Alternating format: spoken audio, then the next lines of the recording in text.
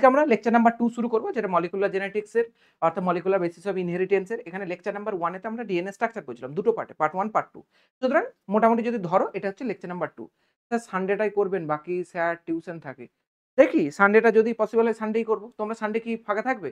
ঠিক আছে, ওটা নিয়ে আমরা এই লেকচারটা শেষে গল্প করব। আগে এনার্জি নষ্ট না করে আগে পড়াতে এনার্জিটা দিই, তারপরে লাস্টে ওই জিনিসগুলোতে এনার্জি দেবো। ঠিক আছে? চলো। আজকে আমরা পড়বো লেকচার নাম্বার 2। লেকচার নাম্বার 2 এতে প্রথমে কি করব? ডিএনএ স্ট্রাকচারটা নিয়ে একটু বেসিক আমরা আলোচনা করব।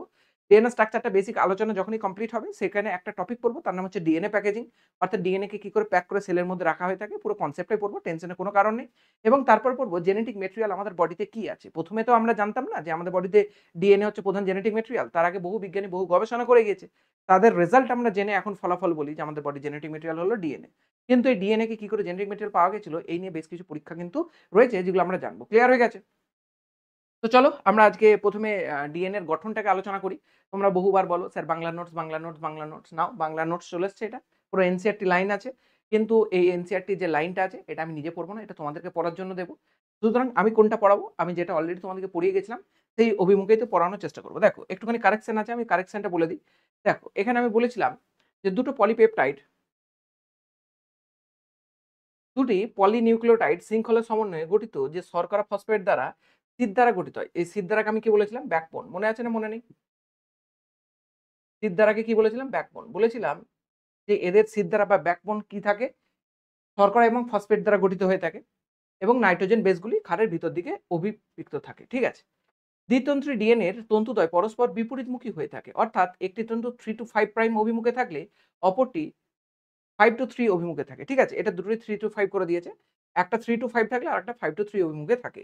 দুটি তন্তু নাইট্রোজেনযুক্ত ক্ষারগুলি হাইড্রোজেন বন্ধনীর মাধ্যমে জোড়া থাকে। অলরেডি এগুলো পড়িয়েছিলাম। জাস্ট নোটসটা পড়ানো হয়নি, সেই কারণে পড়াচ্ছি। ক্লিয়ার হয়ে গেছে? একটি তন্তুস্থিত অ্যাডেনিন ক্ষার এবং বিপরীত তন্তু থাইমিন ক্ষারের মধ্যে হাইড্রোজেন বন্ধনে গঠিত হয়। এটা আমি তোমাদেরকে পড়ার জন্য নিজে থেকে একটুখানি নোটসটার মধ্যে ইনক্লুড করে দিলাম। তোমরা নিজেরা পড়বে, পুরোপুরি ক্লিয়ার হয়ে যাবে। এখানে লাইন বাই লাইন পড়ানোর থেকে আমার বেটার হবে আমি যদি তোমাদেরকে এখান থেকে জাস্ট একটুখানি বলে দিই। দেখো নরমালি ওখানে কি লেখা আছে একটুখানি রিভিশন করি। ডিএনএ স্ট্রাকচার আমরা ডিএনএ স্ট্রাকচার যখন পড়েছিলাম, তখন আমি তোমাদেরকে পরিষ্কার ভাষায় বলেছিলাম যে ডিএনএ মানে কি? Deoxyribonucleic acid. ডিঅক্সিরাইবোনিউক্লিক অ্যাসিড মানে কি? এটা একটা পলিমার। এটা গঠিত কি দ্বারা? নিউক্লিওটাইড দ্বারা। কি দ্বারা গঠিত বলেছিলাম? নিউক্লিওটাইড সহযোগে গঠিত। আমি বলেছিলাম যে নিউক্লিওটাইড ৩ টে জিনিস দ্বারা গঠিত। মনে আছে না মনে নেই? প্রথমে বলেছিলাম সুগার দ্বারা গঠিত। কি গঠিত? সুগার। সুগারকে বাংলায় কি বলা হয়? শর্করা। কি বলা হয়? সুগারকে বাংলায় বলা হয় শর্করা। সুগার থাকে, তার সঙ্গে কি থাকে? Nitrogen base. নাইট্রোজেন বেসকে বাংলাতে নাইট্রোজেন বেসই বলা হবে। তারপরে কি থাকে? ফসফেট। কি থাকে? ফসফেট। পুরো হাতে লেখা সুন্দর করে লেখার চেষ্টা করছি যাতে কোনো ডাউট তোমাদের না থাকে। আমি বলেছিলাম যে সুগারটা থাকে সেটা একটা পেন্টোজ সুগার। পেন্টোজ সুগার মানে কি? ৫ টা কার্বন এর মধ্যে রয়েছে। এইভাবে ছবি এঁকেছিলাম, মনে হচ্ছে না মনে নেই? যে পেন্টোজ সুগারটা থাকে সেটার নাম হলো ডিঅক্সিরাইবোজ। কি নাম? ডিঅক্সিরাইবোজ। একটুখানি আমাকে রিভিশন করাতে দাও। তারপরে আমি ডিএনএ প্যাকেজিং এ যাবো। ঠিক আছে? ডিঅক্সিরাইবোজ। ডিঅক্সিরাইবোজ মানে কি বলেছিলাম? এই ২ নাম্বারতে রাইবোজে একটা OH থাকে। সেখান থেকে অক্সিজেনটা বেরিয়ে যায়, তখন যেটা পরিণত হয় তাকে বলা হয় ডিঅক্সিরাইবোজ। তাহলে স্ট্রাকচারটা কেমন ছিল? CH2OH, এখানে OH, এখানে OH। অর্থাৎ এই ২ নাম্বার পজিশনে কোনো OH থাকে না। এটা হচ্ছে ডিঅক্সিরাইবোজ। এই জিনিসটা কোথায় থাকে? ডিএনএ এর মধ্যে থাকে। এই জিনিসটা কার মধ্যে থাকে? এই যে ডিএনএ আমরা পড়ছি, ডিএনএ এর মধ্যে থাকে। তারপরে থাকে নাইট্রোজেন বেস। আমরা বলেছিলাম যে ২ ধরনের নাইট্রোজেন বেস জেনারেলি ডিএনএ এবং আরএনএ তে থাকে। একটার নাম হলো পিউরিন, আরেকটার নাম হলো পাইরিমিডিন। একটার নাম হলো পিউরিন, আরেকটার নাম হলো পাইরিমিডিন। তাহলে বাংলাতে লিখি এটা। তোমাদের বহুজনের আবার বাংলা না লিখলে সমস্যা। এইটুকু যদি ইংলিশ না বুঝতে পারো তাহলে আর কি বলবো আমি?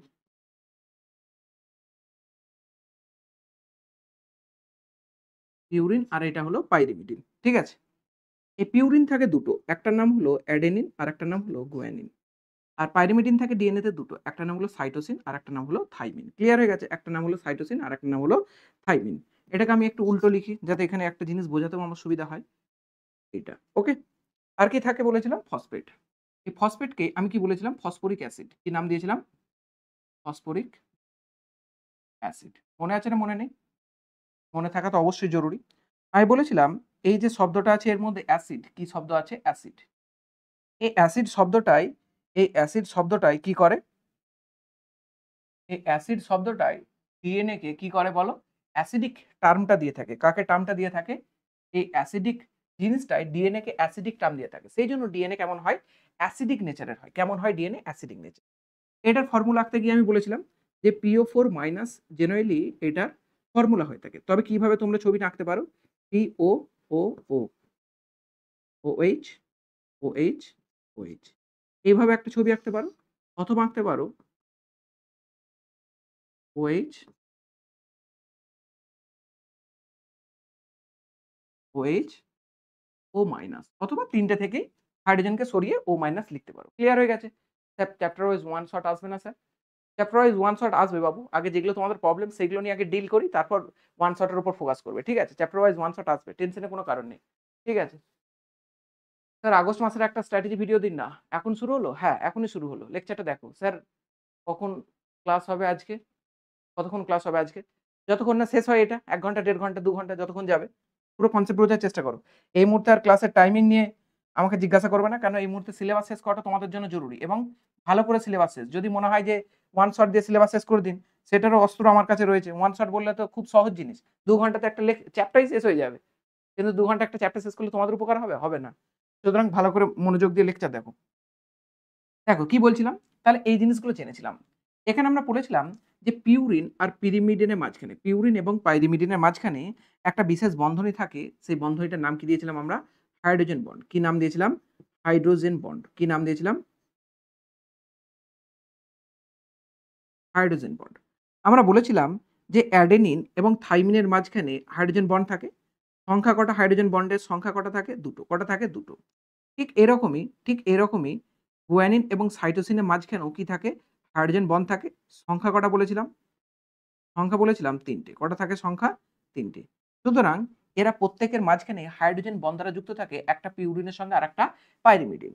অ্যাডেনিন এবং থাইমিনের থেকে গুয়ানিন এবং সাইটোসিনের যেহেতু বন্ডের সংখ্যা বেশি তাই তাদের মাঝখানে আকর্ষণ বেশি। এটা একদম বেসিক জিনিস ১ম এ পড়েছিলাম। এরপর একটুখানি তোমাদেরকে নিউক্লিওটাইডের আমি ছবি আঁকি। ছবি এঁকে সেখান থেকে বলে দেব। হ্যাঁ? যেহেতু হাতে লিখে পড়াচ্ছি সেই কারণে আমাকে আর রিকোয়েস্ট করবে না যে স্যার লাইন পড়িয়ে নোটগুলোকে পড়ান। তোমরা নিজে থেকে আই থিংক বই পড়তে পারবে এবং নোটও পড়তে পারবে। হাতে লিখতে যখন সময় যাচ্ছে, তখন নোট পড়াতে সেই সময়টা আমার দেওয়াটা মনে হয় অপচয়। সেই কারণে আমি সেখানে সময়টা দিতে পারবো একদমই না। ক্লিয়ার হয়ে গেছে? একদমই সময় দিতে পারবো না। আমাকে কনসেপ্ট ক্লিয়ার করতে দাও হাতে লিখে, যাতে তোমরা বাড়িতে কমসে কম পড়ে নিতে পারো। এইটুকু আমাকে বন্দোবস্ত করে দিবার একটুখানি তোমরা চিন্তা ভাবনা করবে। ঠিক আছে? আমি ধরলাম কথার জন্য বলছি, এটা হলো একটা নাইট্রোজেন বেস। এটা কি ধরেছি? একটা নাইট্রোজেন বেস। হাইড্রোজেন বেসটা ধরে নিলাম এটার নাম হলো অ্যাডেনিন। কি নাম ধরে নিলাম? অ্যাডেনিন। ওকে? কি নাম ধরলাম? অ্যাডেনিন। আমি তোমাদেরকে বলেছিলাম যে নাইট্রোজেন বেস এবং সুগারের মাঝখানে কি বলেছিলাম? যে নাইট্রোজেনের সঙ্গে বন্ধনী তৈরি করে কে? H বোঝা গেছে না যায়নি? কার্বনের সঙ্গে বন্ধনী তৈরি করে। তখন আমরা এখানে কি তৈরি হতে দেখব? তখন আমরা এখানে কি তৈরি হতে দেখব? আমরা দেখব এখানে একটা বন্ধন তৈরি হবে। এখানে কি তৈরি হবে? একটা বন্ধন তৈরি হবে। তখন এই বন্ধনটা কেমন দেখতে হবে? এরকম। বোঝা গেছে? এই যে বন্ধনটা তৈরি হলো, এই বন্ধনটার নাম দিয়েছিলাম গ্লাইকোসাইডিক বন্ধন। ভালো করে লেকচারটা শোনো। যারা আগের ক্লাসটাও করোনি বুঝতে পেরে যাবে। এইটাকে বলেছিলাম গ্লাইকোসাইডিক বন্ধন। আমি যতটা পারবো বাংলাতেই লিখব। কেন বহুজনের নাকি বাংলায় সমস্যা। আমার টিমকে সব বলেছে যে, "স্যার ইংলিশে পড়াচ্ছে কিছু বুঝতে পারছি না।" ঠিক আছে? তাহলে এটাকে বলা হয় গ্লাইকোসাইডিক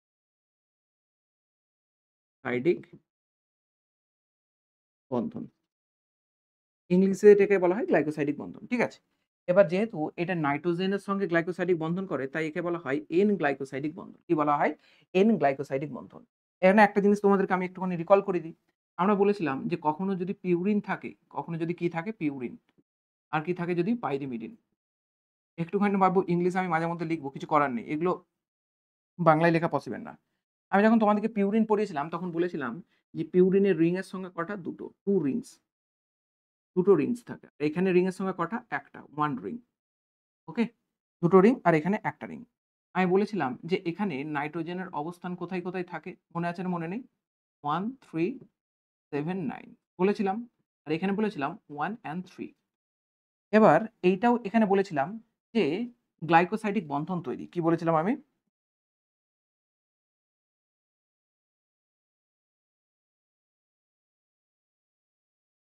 কি বলেছিলাম আমি? গ্লাইকোসাইডিক বন্ধন। Glycosidic bond. আমি বলেছিলাম যে এই গ্লাইকোসাইডিক বন্ড কত নাম্বার নাইট্রোজেনের বানায়? আমি বলেছিলাম পিউরিন 9 নাম্বার নাইট্রোজেনের বানায়। তার সঙ্গে ১ নম্বর কার্বন সুগারের। আর এ বানায় ১ number nitrogen with 1 number carbon sugar. ১ number sugar তার মানে কোনটা? এটাকে যদি নামকরণ দিই, এটা ১ নম্বর, ২, ৩, ৪ আর এটা হলো ৫। এতটা পর্যন্ত বোঝা গেছে? এবার এই যে জিনিসটা হলো, এটা হলো সুগার, এটা যে নাইট্রোজেন বেস। এই দুটো যখন জয়েন হয় তখন তাকে আমরা বলে থাকি নিউক্লিওসাইড। কি বলে থাকি? নিউক্লিওসাইড।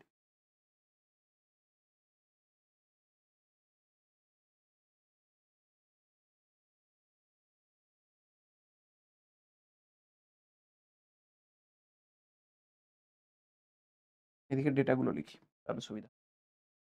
তাহলে সেকেন্ড একটা ডেটাতে এসছি আমরা। সেকেন্ড ডেটাটা কি লিখবো আমরা? কি জিনিস? Nucleoside. Nucleoside is equal two কি? বারবার রিভিশন এই জন্য করাচ্ছি মাথার মধ্যে যেন স্ট্রিক্ট হয় একদম। ঠিক আছে? নিউক্লিওসাইড ইজ ইকুয়াল টু কি? শর্করা প্লাস নাইট্রোজেন বেস। শর্করা মানে কি? সুগার। ঠিক আছে? শর্করা মানে কি? সুগার। এখানে শর্করা বলতে কি থাকে? ডিঅক্সিরাইবোজ থাকে। ডিএনএ এর ক্ষেত্রে কি থাকবে? ডিঅক্সিরাইবোজ। আরএনএ এর ক্ষেত্রে কি থাকবে? শুধু রাইবোজ। এই টোটালকে কি বলা হয়? নিউক্লিওসাইড। কি বলা হয়? নিউক্লিওসাইড। এরকমই একটা টার্ম আছে, তার নাম হলো নিউক্লিওটাইড। কি নাম? নিউক্লিওটাইড। What is nucleotide? যদি তোমাদেরকে জিজ্ঞাসা করি, নিউক্লিওটাইড কি জিনিস? তাহলে অ্যান্সার হবে স্যার নিউক্লিওসাইড। কি অ্যান্সার হবে sir? Nucleoside plus nucleoside plus phosphate. Plus phosphate. যদি নিউক্লিওসাইডের সঙ্গে যদি ফসফেট যুক্ত করে দেওয়া হয়, তখন তাকে আমরা কি বলে থাকি? তখন তাকে আমরা কি বলে থাকি? নিউক্লিওটাইড। কি বলি? নিউক্লিও। তাহলে এই জিনিসটা সুগার আর এই জিনিসটা নাইট্রোজেন বেস। এই সুগারের সঙ্গে নাইট্রোজেন বেস যুক্ত হয়েছে, তৈরি করেছে নিউক্লিওসাইড। এই নিউক্লিওসাইডটার সঙ্গে যদি একটা ফসফেট যুক্ত করি, তখন তাকে বলবো নিউক্লিওটাইড। চলো একটা ফসফেট যুক্ত করি। অলরেডি যেহেতু পড়েছি, তাই এখান থেকে মুছে মুছে পড়াচ্ছি। ফসফেট।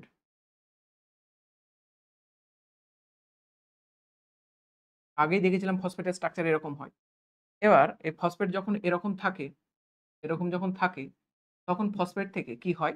না, ফসফেট এবং সুগারের মাঝ থেকে জল বেরিয়ে যায় এবং এস্টার বন্ধন তৈরি হয়। কারণ আমি অলরেডি তোমাদেরকে পড়েছিলাম যে অ্যাসিড এবং অ্যালকোহল, অ্যাসিড এবং অ্যালকোহল দুজনের যদি রিঅ্যাকশন হয় তাহলে কি দেয়? এস্টার দেয়। কি দেয়? এস্টার। তাহলে কোনো জিনিস যদি এস্টার দেয় তার মানে এস্টার বন্ধনই দেবে। কি দেবে? কোনো জিনিস যদি এস্টার দেয় তার মানে তাদের মাঝখানে এস্টার বন্ড আসবে। কি আসবে বলো? এস্টার বন্ড আসবে। ক্লিয়ার হয়ে গেছে? তাহলে দুজনের মাঝখানে কি আসবে? এস্টার বন্ধনী আসবে। তো এস্টার বন্ধনী আমরা এখানে দেখতে পাই। ক্লিয়ার হয়ে গেছে? এস্টার বন্ধনী এখানে দেখতে পাই। এস্টার বন্ধনী কিভাবে ফরমেশন হয়? চলো সেটাকে একটু দেখানোর চেষ্টা করি। এস্টার বন্ধনী তৈরি হবে।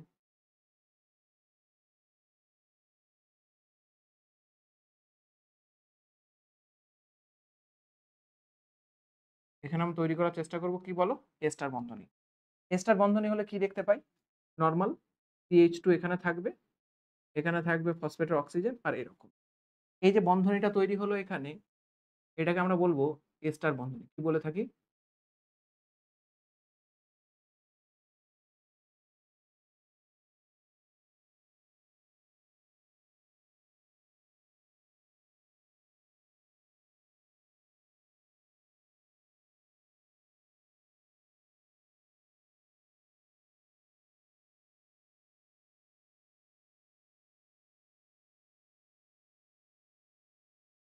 তাহলে এই যে এখানে বন্ধনীটা তৈরি হবে, এটাকে আমরা কি বলবো? এস্টার বন্ধনী। কি বলবো? এস্টার। নরমালি এস্টার বন্ধনী যখন তৈরি হয় তখন দেখতে লাগে এরকম, এরকম। ঠিক আছে? এখানে একটা কার্বন থাকে, এদিকেও একটা কার্বন থাকে। কিন্তু এখানে এই জায়গাটার জায়গায় কি আছে? ফসফেট। কি আছে? Present phosphate. সেইজন্য এটাকে আমরা বলে থাকি ফসফোএস্টার বন্ধনী। কি বলা হয়? ফসফোএস্টার বন্ড। কি বলা হয়? ফসফোএস্টার।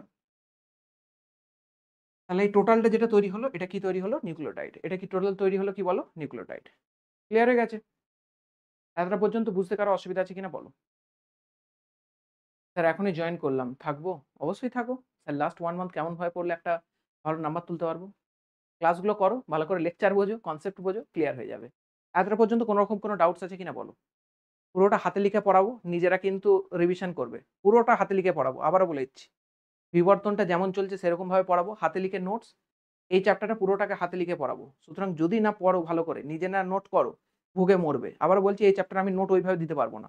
এই চ্যাপ্টারটা পুরো বোঝার চ্যাপ্টার, এই চ্যাপ্টারটা পুরো হাতে নোট করে আমি পড়াবো। আগেই বলে দিয়েছিলাম।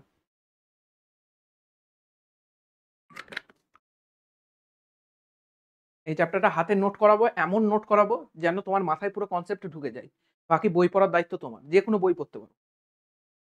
এই চ্যাপ্টারটা আমি কোনো রিস্ক নেব না। কারণ এই চ্যাপ্টারটা আমার মনে হয় one of the best chapter, best কনসেপ্টের দিক থেকে। সেইজন্য কনসেপ্ট বিল্ড আপ করছি এখন। ডিএনএ আগে বোঝো। ডিএনএ বুঝলে অনেক কোয়েশ্চেন সলভ করতে পারবে। এতটা পর্যন্ত কোনো রকম কোনো ডাউটস আছে? কোনো ডাউটস নেই। ওকে, চলো। তাহলে এই নিউক্লিওটাইড গুলো পরপর যুক্ত হয়ে আমরা কি তৈরি করতে দেখেছিলাম? এই নিউক্লিওটাইড গুলো পরপর যুক্ত হয়ে কি তৈরি করতে দেখেছিলাম আমরা বলো? আমরা দেখেছিলাম ডিএনএ তৈরি করতে। তাহলে আমি ধরো এখানে একটা তৈরি করলাম। এরকম ভাবে পরপর যুক্ত করে এদেরকে আমি কি তৈরি করার চেষ্টা করছি বলো?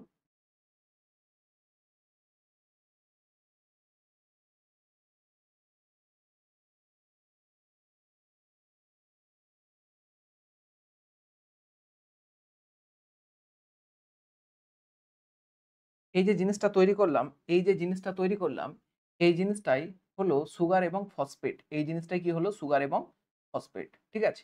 এটাকেই আমরা একটু আগে নাম দিয়ে এলাম, এই জিনিসটাকেই একটু আগে নাম দিয়ে এলাম, এই জিনিসটাকে ধরো কথার জন্য বলছি সুগার আর ফসফেটের তৈরি। আচ্ছা ঠিক আছে। তোমাদের কনসেপ্ট তৈরি করার জন্য এই জিনিসটাকে আরো একটু আমি মজবুত বানাই। ঠিক আছে? এই জিনিসটাকে যদি আরেকটু মজবুত বানাই তাহলে তোমরা ভালো করে বুঝবে। ঠিক আছে? তোমাদের জন্য সবসময় আমার জান হাজির আছে। তোমাদের জন্য আরেকটু আমি মজবুত কনসেপ্ট বোঝানোর চেষ্টা করি। অনেক গোলমাল করবে। কেউ আবার জিজ্ঞাসা করবে, "স্যার এগুলো কি? আগের দিনে যেমন জিজ্ঞাসা করছিলে, স্যার মাঝখানে লাইনটা কি?" আমি তো হতাশ। আমি বলি, "হ্যাঁ, এরকম ডাউট থাকলে তো মাথা খারাপ হয়ে যাবে।" তাহলে দেখো, এই প্রত্যেকটা যে গোল দেখছো, এগুলো হচ্ছে সুগার। এই প্রত্যেকটা গোলকে কি ধরো? সুগার। ঠিক আছে? জাস্ট আমি রিপ্রেজেন্ট করছি। সুগার কিন্তু গোল নয়। পেন্টো সুগার যেমন দেখতে সেরকম, মনে রাখবে। এবার আমরা কি দেখেছিলাম? যে সুগার পরস্পরের সঙ্গে ফসফেট বন্ধনী দ্বারা যুক্ত থাকে। কি দ্বারা যুক্ত থাকে? ফসফেট বন্ধনী। তাহলে যে দুটো ফসফেট বন্ধনী দ্বারা যুক্ত তাকে বলা হয় die ester bond. Phosphodiester bond কি দ্বারা যুক্ত ছিল? Phosphodiester bond. মনে আছে না মনে নেই? Phosphodiester bond. ঠিক আছে? ঠিক এরকমই একটা সিকোয়েন্স কোথায় পাবো আমরা? এইদিকে পাবো। কোথায় পাবো? এখানে পাবো। ঠিক আছে? কিন্তু বিষয়টা হচ্ছে এই যে জিনিসটা থাকে, এটা থাকে সম্পূর্ণভাবে উল্টো। কেমন থাকে? সম্পূর্ণভাবে উল্টো। মানে ওইটা যেমন আছে এটা হবে তার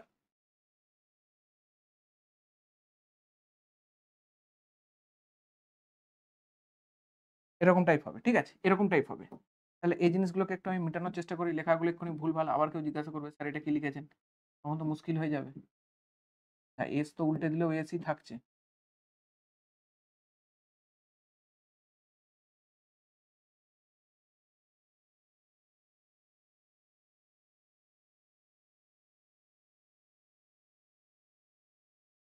তাহলে এগুলো হলো সুগার, এগুলো হলো সুগার, এগুলো হলো সুগার, এগুলো হলো ফসফেট, এগুলো হলো ফসফেট, এগুলো হলো ফসফেট। ক্লিয়ার হয়ে গেছে না? ক্লিয়ার হয়নি এতটা পর্যন্ত? তাহলে এই যে সুগার আর ফসফেট মিলে তৈরি হলো, এটাকেই বলা হয় ব্যাকবোন। কি বলা হয়? ব্যাকবোন। ব্যাকবোন। বাংলায় একে কি বলা হবে?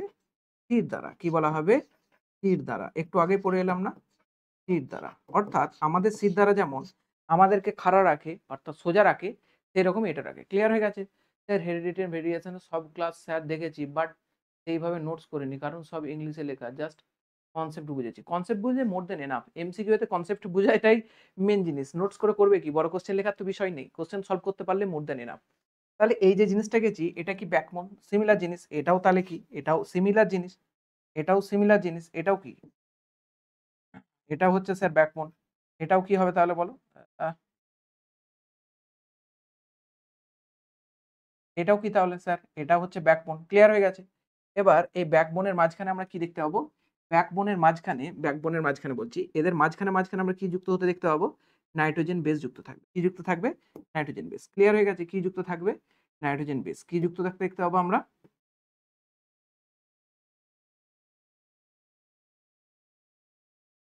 নাইট্রোজেন বেস যুক্ত হতে আমরা দেখতে পাবো। ক্লিয়ার হয়ে গেছে?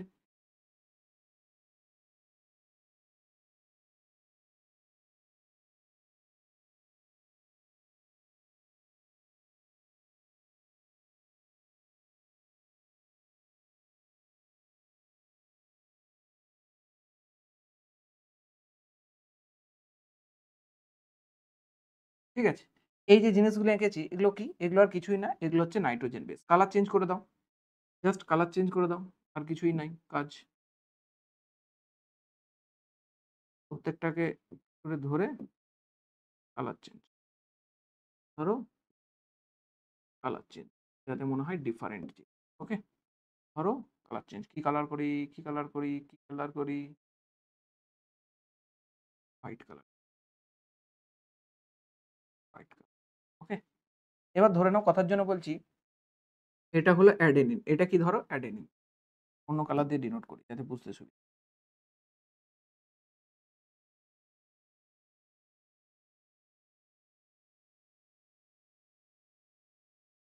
তো কালার আবিষ্কার করি, চলো, এটা হলো অ্যাডেনিন, এটা তার সঙ্গে কি থাকবে তাহলে থাইমিন, এটা যদি হয় গুয়ানিন এটা কি হবে সাইটোসিন, এটা হবে অ্যাডেনিন, এটা কি হবে থাইমিন, এটা হবে গুয়ানিন, এটা হবে সাইটোসিন। তাহলে এই যে স্ট্রাকচারটা তৈরি হচ্ছে এটা হচ্ছে ডিএনএ। সুগারের সঙ্গে নাইট্রোজেন বেস যুক্ত, সুগারের সঙ্গে নাইট্রোজেন বেস যুক্ত, সুগারের সঙ্গে নাইট্রোজেন বেস, সুগারের সঙ্গে নাইট্রোজেন বেস, সুগারের সঙ্গে নাইট্রোজেন বেস, সুগারের সঙ্গে নাইট্রোজেন বেস, সুগারের সঙ্গে নাইট্রোজেন বেস, সুগারের সঙ্গে নাইট্রোজেন বেস। ক্লিয়ার হয়ে গেছে এতটা পর্যন্ত? এবার এই সুগারের মাঝখানে মাঝখানে কি থাকবে? ফসফেট বন্ধনী। কি থাকবে বলেছিলাম? ফসফেট বন্ধনী। তাহলে এখানে ফসফেট বন্ধনী করে দিলাম। এই যে স্ট্রাকচারটা তৈরি হলো এটাই আসলে কি তৈরি হলো বলো? ডিএনএ তৈরি। কি তৈরি হলো? ডিএনএ। তাহলে ডিএনএ হয় এরকম দ্বিতন্ত্রী। কিন্তু এই যে মইয়ের মতো স্ট্রাকচারটা দেখছি এরকম কিন্তু ডিএনএ থাকে না। ডিএনএ থাকে পেঁচিয়ে। কেমন থাকে? ডিএনএ পেঁচিয়ে। অর্থাৎ ডিএনএ এর আমরা দেখতে পাই হেলিক্যাল স্ট্রাকচার। কেমন দেখতে পাই? Helical structure. এই হেলিক্যাল স্ট্রাকচারটা সম্পর্কে ধারণা কে দিয়েছিলেন? দুটো বিজ্ঞানী দিয়েছিলেন। দুটো বিজ্ঞানীর নাম কি? একজনের নাম ছিল জেমস ওয়াটসন, আরেকজনের নাম ছিল ক্রিক। তাই আমরা বলে থাকি ওয়াটসন ও ক্রিকের মডেল। কার মডেল বলে থাকি? ওয়াটসন এবং ক্রিকের মডেল। কার বলে থাকি? ওয়াটসন এবং ক্রিক। কত সালে এই ধারণাটা দিয়েছিলেন উনারা? ১৯৫৩ খ্রিস্টাব্দে। কত সালে দিয়েছিলেন? ১৯৫৩। মনে পড়ছে? একটা এক্স-রে থেকে দিয়েছিলেন।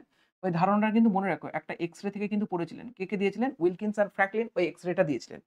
তাহলে এখানেই আমরা দেখতে পাই যে ডিএনএ আসলে কিভাবে থাকে? না এরকমভাবে সর্পিলাকার থাকে। অর্থাৎ হেলিক্যাল স্ট্রাকচার থাকে। এইভাবে থাকে, এইভাবে থাকে। ক্লিয়ার হয়ে গেছে? এর মাঝখানে যেমনভাবে আমরা জিনিসগুলো এঁকেছিলাম নাইট্রোজেন বেস, এগুলো ধরো নাইট্রোজেন বেস। এটা হলো নাইট্রোজেন বেস। ওকে? এগুলো হচ্ছে নাইট্রোজেন বেস। এইভাবে থাকে।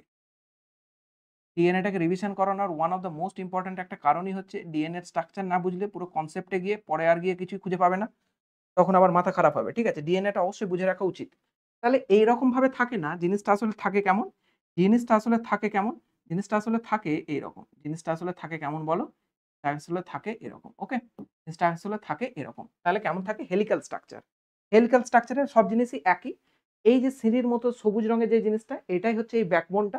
তার মানে এই ব্যাকবোনটাই হচ্ছে এই সিঁড়ির মতো যে জিনিসটা দেখতে পাচ্ছ, এটাই হচ্ছে এই ব্যাকবোনটা। আর মাঝখানে যে সাদা জিনিসগুলো দেখতে পাচ্ছ, এগুলো হচ্ছে নাইট্রোজেন বেস। বোঝা গেছে? এগুলো হচ্ছে নাইট্রোজেন বেস। ক্লিয়ার হয়ে গেছে? তাহলে এই জিনিসটা আর এই জিনিসটার মধ্যে কনসেপ্ট পুরোপুরি ক্লিয়ার হয়ে গেছে। ক্লিয়ার যদি হয়ে যায় একটা জিনিস একটুখানি বোঝাই। দেখো, আমরা পড়েছিলাম যে এই যে সুগার, এই সুগারের ৩ নম্বরের সঙ্গে এখান থেকে ফার্দার কোনো একটা ফসফেট যুক্ত হয়। ঠিক আছে? কোনো একটা ফসফেটের PO4 গ্রুপ যুক্ত হয়। তাহলে এই যখন ফসফেট যুক্ত হবে তখনই এখানে একটা ফসফেট বন্ধন, এখানে একটা ফসফেট বন্ধন, দুটোকে আমরা কি বলি? একত্রে কি বলবো? দুটোকে একত্রে আমরা বলি ফসফোডাইএস্টার। কি বলে থাকি? Phosphodiester bond, phosphodiester bond. এই যে শব্দটা লেখা আছে ডাই, এই যে শব্দটা লেখা আছে ডাই, ডাই মানে কি? ২। অর্থাৎ এখানে একটা ফসফো এস্টার বন্ড, এখানে একটা ফসফো এস্টার বন্ড তৈরি হবে। মনে রাখবে ডিএনএ সিনথেসিস সবসময় এই যে এখানে ৫ নাম্বার কার্বন আছে না? এখানে ফসফেট যুক্ত হয়ে এরকমভাবে শুরু হয়। অর্থাৎ ডিএনএ সিনথেসিস ৫ প্রাইম থেকে শুরু হয়। তাহলে ধরো এখানে আরেকটা ফসফেট এরকমভাবে রয়েছে। ঠিক আছে? তাহলে এইটা কত নাম্বার প্রান্ত থাকে সুগারের? ৫। তাহলে একে আমরা নাম দিই ৫ প্রাইম। আর এই সুগারের যে প্রান্তটা এখানে ফাঁকা আছে সেটা কত নাম্বার প্রাইম? ৩ নাম্বার। ৩ নাম্বার জায়গাটা ফাঁকা রয়েছে। ৩ নাম্বার কার্বন। তাহলে আমরা এইটার নাম দিই ৫ টু ৩ প্রাইম। কি নাম দিই? ৫ টু ৩। এটা একটা স্ট্যান্ড গেল। ঠিক এই স্ট্যান্ডেরই বিপরীত যাবে এইদিকে। মানে কি? এইটা এদিক থেকে নামলে এটা এদিক থেকে এরকম ওঠে। যেমন ছবিটা আমি তোমাদেরকে দেখিয়েছিলাম। তাহলে এইটার এই প্রান্তটা কেমন হবে? ৫ প্রাইম। আর ঠিক এটা উঠবে কোন দিকে? এইদিকে। তাহলে একে কি বলব? ৩ প্রাইম। তাহলে সেই কারণে আমরা বলি যে একটা ৫ থেকে ৩ আর একটা বিপরীতে ৩ থেকে ৫। ঠিক আছে? ৩ থেকে ৫ এরকম বলি। কিন্তু আসলে ডিএনএ সিনথেসিস হয় কোথায়? ৫ প্রাইম থেকে ৩ প্রাইম, ৫ প্রাইম থেকে ৩ প্রাইম। কিন্তু একটা স্ট্র্যান্ড যদি ৫ থেকে ৩ থাকে তার অপোজিটটা ৩ থেকে ৫। বোঝা গেছে না যায়নি? 3 থেকে 5 একটা 5 থেকে 3 হলে অপর দিকটা কি হবে? 3 to 5 এটা মাথায় রাখবে। তাহলে আমি যদি কোনো একটা স্ট্যান্ডের নাম এখান থেকে 3 প্রাইম দিই, তাহলে এটার উপরে কি যাবে? 5 প্রাইম আর অপোজিটে কি থাকবে? 3 তাহলে এটা কি হবে? 5 প্রাইম। ক্লিয়ার হয়ে গেছে? এই জিনিসটা বোঝানোর চেষ্টা করছি কারণ এই জিনিসটা যখনই আমরা পরের লেকচারে ডিএনএ রেপ্লিকেশন পড়বো তখনই ওখানে গিয়ে আমরা কিন্তু এটা জানতে পারবো। ক্লিয়ার হয়ে গেছে না হয়নি? স্যার এই চ্যাপ্টার থেকে যে টপিকগুলো লেকচারে করাবেন শুধু ওই টপিকগুলোই বুক থেকে হবে? এই চ্যাপ্টার থেকে বাবু সব পড়াবো, সব A to Z, কারণ এটা নিটের ক্লাস, এটা বোর্ডসের ক্লাস শুধুমাত্র নয়, এটা নিটের ক্লাস। তোমরা কনসেপ্ট নিতে চাও না চাও, নিটের যারা স্টুডেন্ট বসে আছে তাদের তো কনসেপ্টটা লাগবে বাবা। এটা নিটের ক্লাস, বুঝতে পেরেছো?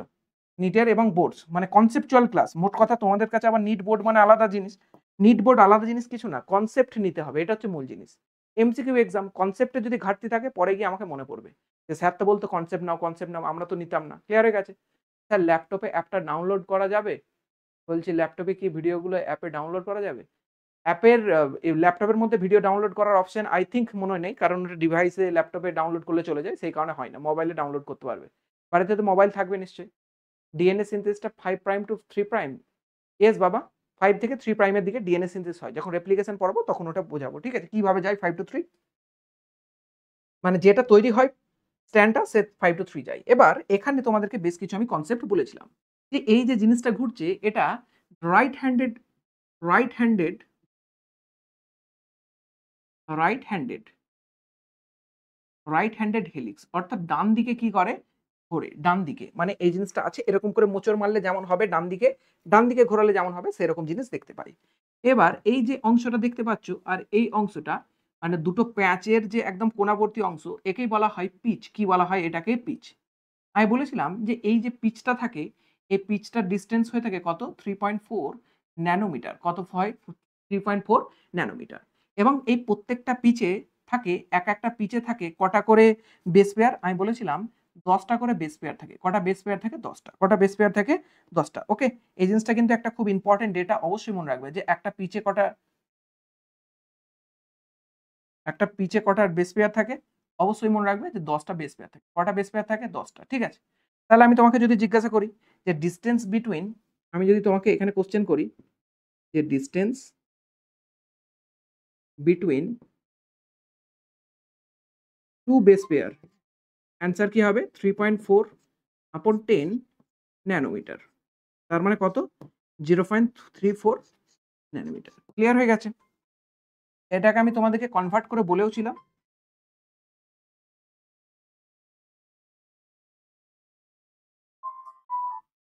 হ্যালো, ওয়ালাইকুম আসসালাম। বলছি আমি একটু পরে ফোন করছি, হ্যাঁ ক্লাসে আছি একটু, হ্যাঁ ঠিক আছে।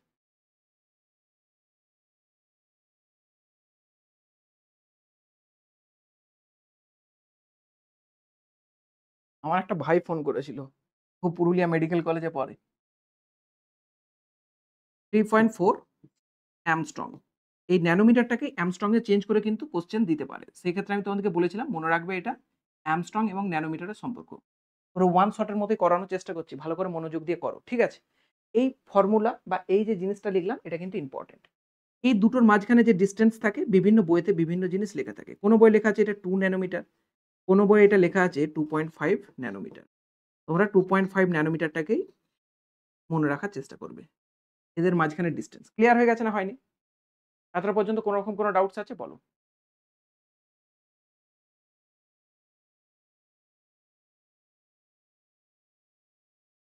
স্যার নাম্বার বিভাজন বলবেন চ্যাপ্টারগুলোর? নাম্বার বিভাজন জানো না? ১ম যে ইউনিট আছে এই ১ম ইউনিট থেকেই তো লিখে দিয়েছে কে? ১৫ নাম্বার থাকে আর তারপর একটা ২০ নাম্বার থাকে। ওকে? চলো। পড়ার সময় এইসব কোয়েশ্চেন গুলো কি? এগুলো ফালতু কোয়েশ্চেন। এগুলো লেকচার শেষে যখন করতে বলবে তখন করবে। এই ধরনের কমেন্টস করো না। লেকচার চলার সময় কনসেপ্টে পুরো গোলমাল হবে। এই ফালতু কোয়েশ্চেন কে করে? যারা সিরিয়াস স্টুডেন্ট, ক্লাসরুমে তো খুব অল্প জনই লাইভ ক্লাস করো। এই ফালতু কোয়েশ্চেন গুলো লাইভে একদম করবে না। লেকচার শেষে নিজেদের গল্প করতে ইচ্ছা করলে গল্প করো গে।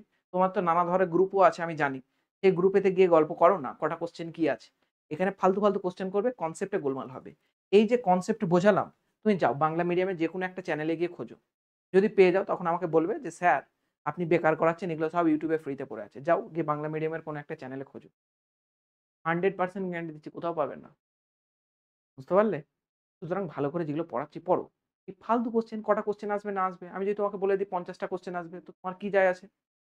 পরীক্ষাতে তোমাকে 35 এ 35 পেতে হবে। ফালতু জিনিসপত্র নিয়ে একদম লাইভ ক্লাসে কোয়েশ্চেন, ঠিক আছে? ফালতু মানে যেটা লেকচার করাবো ওর বাইরে একটাও কোনো পয়েন্ট করবে না। ওর বাইরে যদি একটাও কিছু কোয়েশ্চেন করো ভাববে যে তোমার নাম্বার এক করে কমছে। Be serious man, be serious. একদম সিরিয়াস হয়ে যাও নিজের লাইফ নিয়ে। ফালতু জিনিসপত্র, ফালতু কথাবার্তা, ফালতু ভাবনা চিন্তা এগুলো তোমাকে সবসময় তোমার লক্ষ্য থেকে দূরে করবে। বুঝতে পেরেছো?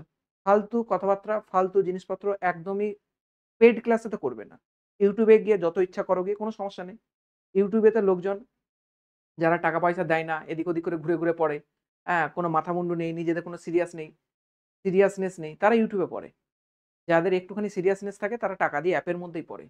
সুতরাং তোমরা অ্যাপের মধ্যে পড়ছো, আমি ক্লাস তোমাদের অ্যাপের মধ্যে নিচ্ছি। তোমাদের অ্যাপের মধ্যে আমি 99% ক্লাস কম বেশি এই চ্যাপ্টার এবং আগের চ্যাপ্টার নিয়েছি। তো সুতরাং কেন নিচ্ছি? কারণ যাতে স্প্যাম তোমাদের না হয়। তোমাদের যাতে কনসেনট্রেশন ব্রেক না হয়। সবথেকে বড় কথা আমার যেন কোনো কনসেনট্রেশন ব্রেক না হয়। সেই কারণে একমাত্র অ্যাপের মধ্যে ক্লাস নেওয়া। আমি জানি না যে এই লেকচারগুলো যদি YouTube এ নিই কত ভিউ যাবে আমি জানি না। এই লেকচারগুলো যদি YouTube এ নিই বাংলার বুকে হাইয়েস্ট ভিউ যেতে পারে। আমি জানি না কি? আমি জানি, অবশ্যই জানি। অবশ্যই জানি আমি। আমার চ্যানেলের এখন কোনো গ্রোথ নেই। আমি যদি এই সিরিজগুলো নিয়ে আসি প্রচুর ভিউজ যাবে। কেন এগুলো সবার কাছে কঠিন লাগে। কেউ বোঝে না। যত আস্তে, আস্তে যত সুন্দর করে বোঝাচ্ছি কনসেপ্ট ক্লিয়ার করে প্রচুর ছড়িয়ে যাবে এগুলো। ঠিক আছে? তো সুতরাং তোমাদেরকে যখন প্রিমিয়াম জিনিস দেওয়া হচ্ছে প্রিমিয়াম ভাবেই জিনিসটা নাও। যদি নিতে না ইচ্ছা যায় তুমি লেফট করো, রেকর্ডেড ক্লাস এসে দেখো। ফালতু কোয়েশ্চেন ফালতু একদম করবে না। বুঝতে পেরেছো? কোন চ্যাপ্টার থেকে কটা কোয়েশ্চেন না চ্যাপ্টার ওটা তোমার দায়িত্ব। তুমি কোয়েশ্চেন ব্যাংক খুলে দেখো, টেক্সট বুক খুলে দেখো, সব বইয়ের ১ম পৃষ্ঠায় লেখা আছে। সব যদি তুমি তোমার স্যারকে জিজ্ঞাসা করবে তাহলে পরের দিন থেকে ৪ ডি পড়ার জন্য বাড়ির লোককে ডাকবে। ওই কন্ডিশন যেন না হয়। ঠিক আছে? এতটা পর্যন্ত বুঝতে কারো কোনো প্রবলেম আছে? এটা আগের লেকচারটা পুরোপুরি আমরা রিভিশন করালাম। ক্লিয়ার হয়ে গেছে? ঠিক আছে? এই জিনিসটা এনসিইআরটির ছবি, যে জিনিসটা এতক্ষণ ধরে বোঝালাম, এনসিইআরটিতেও সিমিলার জিনিস দেওয়া আছে। ক্লিয়ার হয়ে গেছে? দেখে নাও একবার এনসিইআরটিরই জিনিস। যেটা অলরেডি বলেছি যে অ্যাডেনিন সবসময় থাইমিনের সঙ্গে যুক্ত হবে, সাইটোসিন গুয়ানিনের সঙ্গে যুক্ত হবে। ঠিক আছে? ওইটা এখানে লেখা আছে। এবার আমরা একটা কনসেপ্টে যাব। কনসেপ্টে যাবার আগে একটুখানি এখান থেকেই আমি ব্রিফ জিনিস টানি। সেটা হচ্ছে যে বলো মানুষের ডিএনএ লেন্থ কত? কোশ্চেনটা কি? মানুষের ডিএনএ এর লেন্থ কত? এই ক্যালকুলেশনটা করতে পারবে? কোশ্চেনটা করো দেখি, সলভ করো দেখি, এটা কোশ্চেনটা সলভ করো দেখি।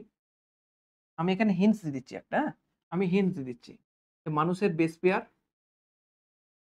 মানুষের ডিএনএ এর একটা হিন্টস দিয়ে দিচ্ছি। এখান থেকে অ্যান্সার করো দেখি। Total base pair is equal to 6.6 into 10 to the power 9। Okay? এটা একটা হিন্টস দিয়ে দিলাম। এই কোশ্চেনটার অ্যান্সার করো। 30 সেকেন্ড টাইম দিলে। অ্যান্সার করো দেখি এটার। অ্যান্সার করো এটা। একজন করেছে 2.5 আর ম্যাক্সিমাম বলেছে 2। কি করে বের করলে? আমি ক্যালকুলেশন চাইছি। আমি চাইছি না যে তোমরা তথাকথিতভাবে মুখস্থ জিনিসপত্র বলো আমাকে। আমি ক্যালকুলেশন চাইছি। I want calculation.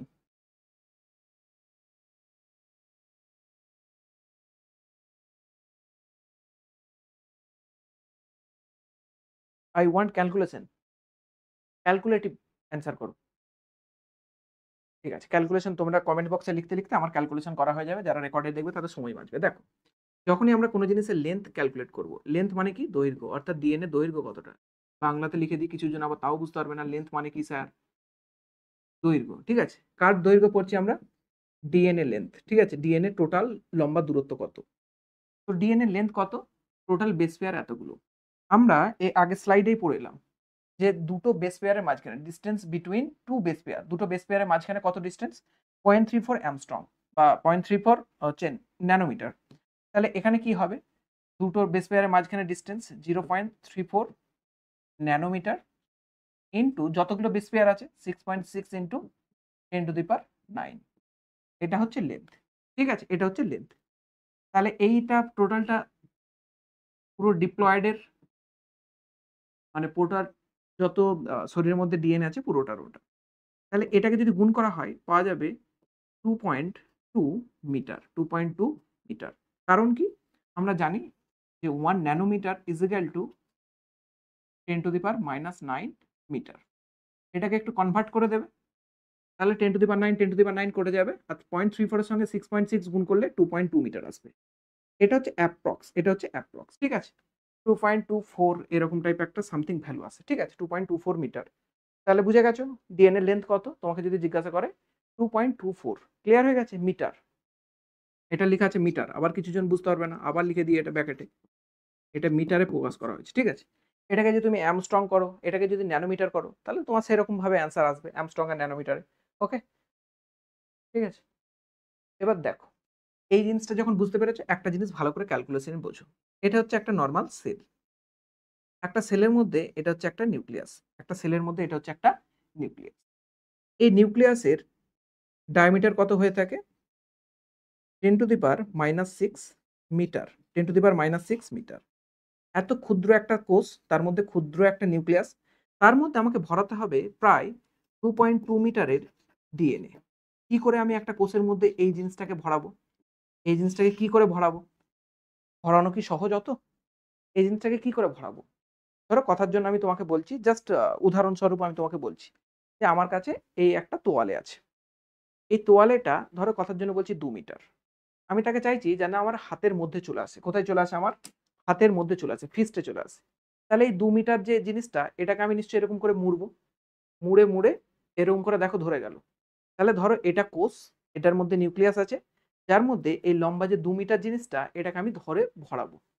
তাহলে এরকম করে ধরে একে এরকম করলাম। মানে একে পুরো মুড়ে ভালো করে আমি কি করলাম? ধরলাম। ক্লিয়ার হয়ে গেছে?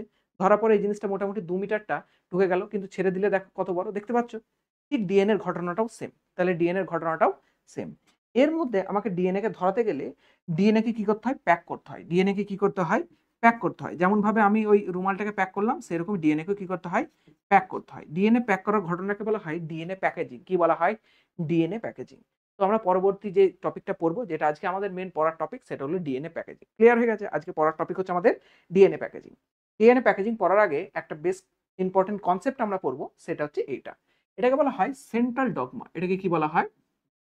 Central dogma. যেহেতু এনসিইআরটিতে এইটার পরেই দেওয়া আছে, সেই কারণে সেন্ট্রাল ডগমাটা আগে পড়বো, তারপর সেই অনুযায়ী যাব। আমি পুরোপুরি এনসিইআরটি বেসড পড়াচ্ছি একদম।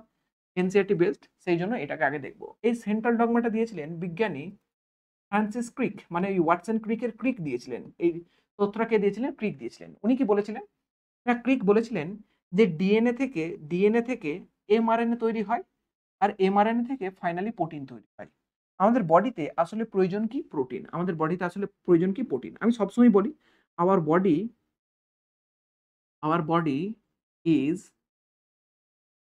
Building block of protein. মানে কি? আমাদের বডি পুরোপুরি প্রোটিনের তৈরি। কারণ আমরা দেখতে পাই কোষের মধ্যে মেজরিটি যে জিনিসটা থাকে, সেটা হলো প্রোটিন। তাহলে আমাদের বডিতে আল্টিমেটলি দরকার প্রোটিন। কি দরকার আল্টিমেটলি? প্রোটিন। প্রোটিন তৈরি হলে তবেই আল্টিমেটলি আমাদের বডি তৈরি হয় এবং বডি সাস্টেইন করে। ক্লিয়ার হয়ে গেছে?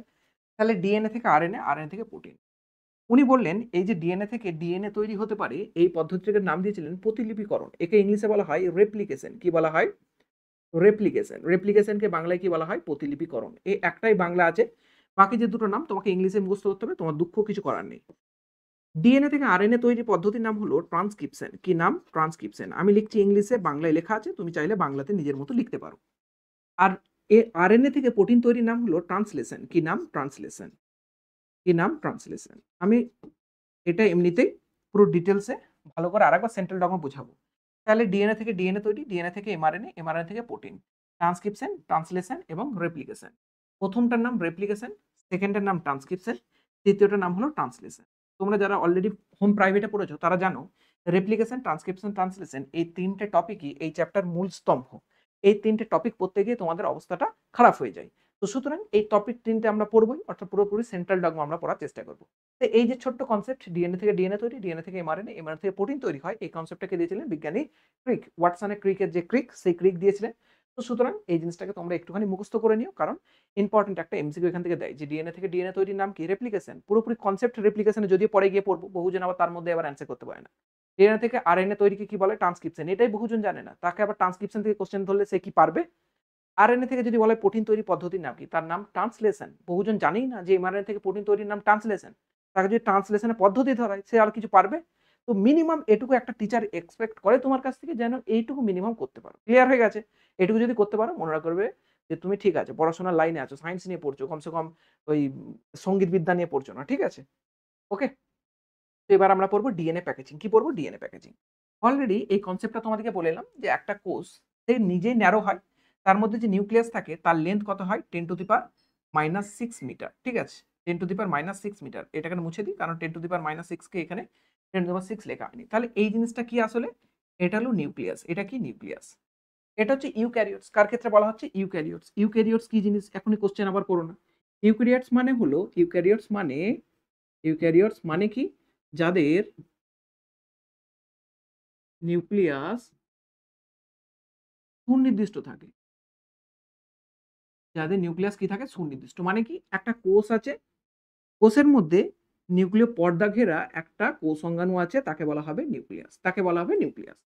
তাহলে কোনো একটা কোষ যার মধ্যে নিউক্লিয়াস প্রেজেন্ট নেই তাকে আমরা বলে থাকি প্রোক্যারিওটস। কি বলা থাকে? প্রোক্যারিওটস। নিশ্চয়ই এটা জানো, ক্লাস 11 এর টপিক। আমি সবসময় এটাকে এইভাবে বোঝাই, প্রো মানে পুরানো, ক্যারিওটস মানে নিউক্লিয়াস। যে কোষে বা যে জীবের মধ্যে নিউক্লিয়াস প্রেজেন্ট নেই, অর্থাৎ নিউক্লিয়াসের কোনো বাউন্ডারি দেখতে পাবো না, তাকে বলা হয় প্রোক্যারিওটস। তাহলে এক প্রকার কোষ হলো ইউক্যারিওটস, এক প্রকার কোষ হলো ইউক্যারিওটস, আর এক প্রকার কোষের নাম কি? প্রোক্যারিওটস। তাহলে যত ডেভেলপ প্রাণী, যত উন্নত উদ্ভিদ এবং প্রাণী, উন্নত উদ্ভিদ ও প্রাণী নির্দ্বিধায় তারা প্রোক্যারিওটস। তা বলে কি অনুন্নত প্রাণী বা উদ্ভিদ কি ইউক্যারিওটস নয়? সরি, উন্নত উদ্ভিদ এবং প্রাণী ইউক্যারিওটস নির্দ্বিধায়। তার মানে কি অনুন্নত উদ্ভিদ বা প্রাণী ইউক্যারিওটস নয়? না, অনেক উদাহরণ আছে। কিন্তু প্রোক্যারিওটস মানে একদম অনুন্নত যারা হয়ে থাকে, অর্থাৎ ব্যাকটেরিয়ার উদাহরণ পড়ে থাকো, এটা হচ্ছে কিসের? প্রোক্যারিওটসের উদাহরণ। এই ব্যাকটেরিয়ার কোনো কোষের মধ্যে নিউক্লিয়াস থাকে না। তাহলে এর মধ্যে নিউক্লিয়াস কি হবে না? কোনো থাকে না। অর্থাৎ তোমাকে যদি বলা হয় একটাই 1 বিএইচকে তোমাকে রুম দেওয়া হয়েছে, তার মধ্যে 4টে বেড ফেলে বন্ধু রয়েছে, তোমাকে যদি বলে তোমার পার্সোনাল রুম আছে, তোমার অ্যান্সার হবে না। তার মানে তোমার জীবন প্রোক্যারিওটসের মতো। আর যদি এমন একটা হচ্ছে কি বলে ফ্ল্যাট খুঁজেছো যেখানে প্রত্যেকের 4টে আলাদা আলাদা দেওয়াল দিয়ে রুম তৈরি করা আছে, তখন তাকে বলা হবে ইউক্যারিওটস। অর্থাৎ একটা নিউক্লিয়াসের নির্দিষ্ট বাউন্ডারি আছে। ক্লিয়ার হয়ে গেছে? এবার এই নিউক্লিয়াসের মধ্যেই যারা উন্নত তাদের ক্ষেত্রে কি থাকে না? জেনেটিক মেটেরিয়াল থাকে। জেনেটিক মেটেরিয়াল হিসেবে আমরা কি দেখতে পাই? ডিএনএ, যেটা আমরা পরীক্ষার মাধ্যমে পরে জানতে পারবো। ঠিক আছে? বিভিন্ন ধরনের পরীক্ষা যে বিজ্ঞানী করেছে। কিন্তু অলরেডি জেনে গেছি যেহেতু আমি লিখে দিলাম যে জেনেটিক মেটেরিয়াল কি থাকে? ডিএনএ। তার মানে এই ছোট্ট স্ট্রাকচারের মধ্যে আল্টিমেটলি আমাকে ডিএনএ কে ধরাতে হবে। কত স্ট্রাকচার দেখতে পাচ্ছ? 10⁻6 নিউক্লিয়াস, এর মধ্যে 2 মিটার ধরাতে হবে, যে কনসেপ্ট অলরেডি তোমাদেরকে আমি বলে এসেছি। এবারে প্রোক্যারিওটস তাহলে কি থাকে? এখানে না হয় ডিএনএ থাকে, এর মধ্যে সুনির্দিষ্টভাবে সুন্দরভাবে থাকে। এখানে কি ছড়িয়ে ফেলিয়ে থাকে? না। এই প্রোক্যারিওটস এর প্যাকেজিংটা হয়ে থাকে এরকম টাইপ। এরা লুপ গঠন করে। কেমন গঠন করে বললাম? লুপ গঠন করে। এবং লুপের মাঝখানে থাকে একটা বিশেষ জিনিস যাকে বলা হয় নন হিস্টোন প্রোটিন। ঠিক আছে? এরা কি করে না, এর কি করে প্যাকেজিং করে রাখে, অর্থাৎ এর ডিএনএটাকেও ছোট করে রাখে সাইজে। ক্লিয়ার হয়ে গেছে না হয়নি? কারণ বহু প্রোক্যারিওটস এর ডিএনএও সাইজে কিন্তু বড় হতে পারে। ক্লিয়ার হয়ে গেছে? বিভিন্ন ধরনের প্রোক্যারিওটস বিভিন্ন হয়ে থাকে। আমরা বিভিন্ন উদাহরণ তোমাদেরকে আগেও দেখিয়েছি, সেখানে দেখেছো। ঠিক আছে? এবার আমি পড়াবো তোমাদেরকে যে ডিএনএ প্যাকেজিং কি করে হয়, অর্থাৎ ইউক্যারিওটসে, তারপর আমি প্রোক্যারিওটসে যাব। ওকে? আগে ডিএনএ এর প্যাকেজিং ইউক্যারিওটসে কি করা হয় দেখে নাও, তারপর প্রোক্যারিওটসে যাব।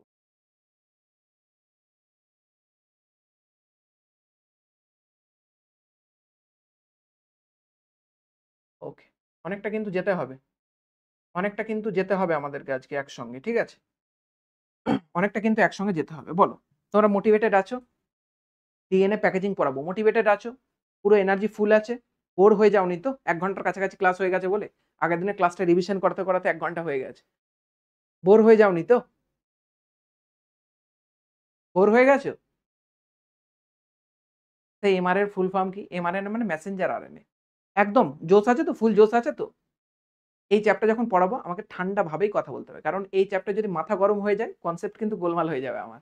সুতরাং একটু ঠান্ডা ভাবে আমাকে কথা বলতে হবে। চিল্লানির কোনো বিষয় নেই। তোমরাও ঠান্ডা ভাবে শুনবে, আমাকেও ঠান্ডা ভাবে উত্তর দিতে হবে। যে হাত তুলেছো তার আমি হাতের নাড়া খুলে দেবো। ক্লিয়ার হয়ে গেছে?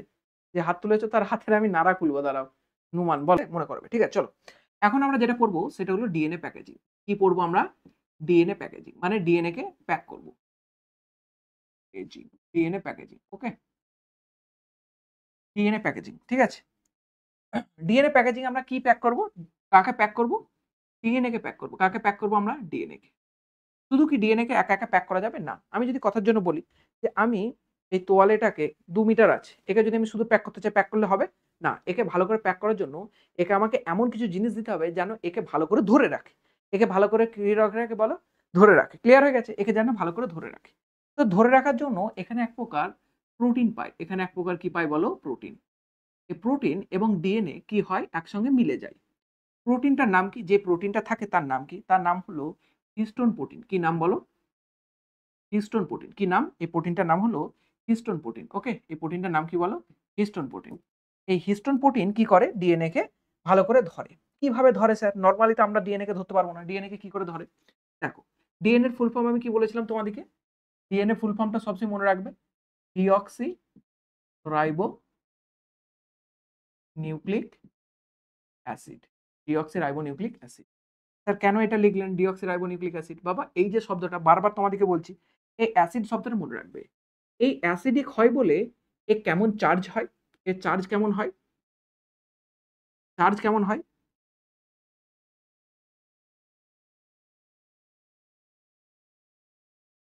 গোল ঘোরে না।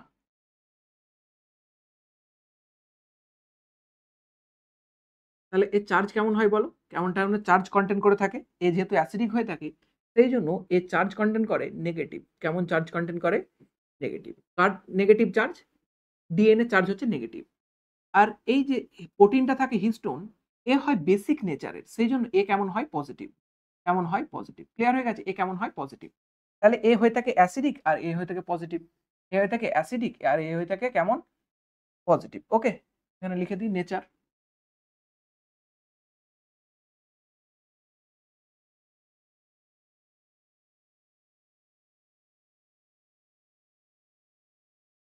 তাহলে নেচার কেমন হয়? হিস্টোনটা হচ্ছে বেসিক নেচার। বেসিককে বাংলায় বলা হয় ক্ষারীয়। আর এ হয়ে থাকে অ্যাসিডিক নেচার। কেমন হয়ে থাকে? অ্যাসিডিককে বাংলায় কি বলা হয়? আম্লিক। এ হয়ে থাকে অ্যাসিডিক আর এ হয়ে থাকে বেসিক। অ্যাসিডিক হয় বলে এর নেচার হয় কেমন? নেগেটিভ। আর এর কেমন হয়? পজিটিভ। এবার কোন একটা জিনিসকে নেগেটিভ আর পজিটিভকে যদি পাশাপাশি রেখে দিই কেমন হবে? ইয়েস স্যার, নেগেটিভ আর পজিটিভকে যদি পাশাপাশি রেখে দেন, তাহলে তারা তো যেন জুড়ে যাবে। তাহলে ধরো কথার জন্য বলছি এটা হলো ডিএনএ। জাস্ট এটা ধরো ডিএনএ। ওকে? জাস্ট এটা ধরো ডিএনএ। আমি এরকম করে জাস্ট ডিএনএ কে বোঝানোর জন্য জাস্ট এরকম ছবি আঁকলাম। এটা ধরো ডিএনএ। ওকে? এটা কি এঁকেছি আমি? ডিএনএ। ডিএনএ এরকম সর্পিল আকার দেখতে হয়ে থাকে। জাস্ট ইমাজিন এটা হচ্ছে ডিএনএ। আর এখানে থাকে আমাদের হিস্টোন প্রোটিন। কি থাকে? Histone protein.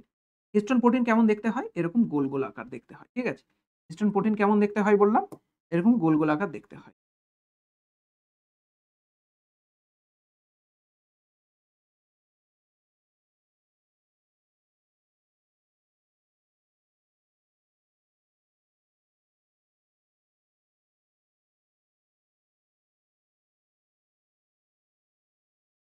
কেমন দেখতে হয়? এরকম গোল, গোল আকার দেখতে হয়। ঠিক আছে? এই হিস্টোন প্রোটিন এরকম দেখতে হয়। এইটার নাম হলো H2A, এটার নাম হলো H2B, এটার নাম হলো H3, এটার নাম হলো H4। বলো এখানে কটা স্ট্রাকচার দেখতে পাচ্ছ হিস্টোন প্রোটিনের? ১ টা, ২ টো, ৩ টে, ৪ টে। কটা দেখতে পাচ্ছ? ৪ টে। ঠিক আছে? কটা দেখতে পাচ্ছ? ৪ টে। ১ টা, ২ টো, ৩ টে, ৪ টে। এই ৪ টে যেমন দেখতে পাচ্ছ স্ট্রাকচার, এর পিছনে সিমিলার একটা ৪ টে স্ট্রাকচার থাকে। কি থাকে? এর পিছনে সিমিলার একটা ৪ টে স্ট্রাকচার থাকে। তার মানে আমি যদি এটাকে কপি পেস্ট করে দিই, তাহলে এর কপি পেস্ট করে দিলে যেমন স্ট্রাকচারটা দেখতে লাগছে, ঠিক এরকম এর পিছনে আবার কটা আছে? ৪ টে আছে। কটা আছে বললাম? ৪ টে। ওকে? দাঁড়াও। জায়গাটাকে একটুখানি মডিফাই করতে হবে। ওকে?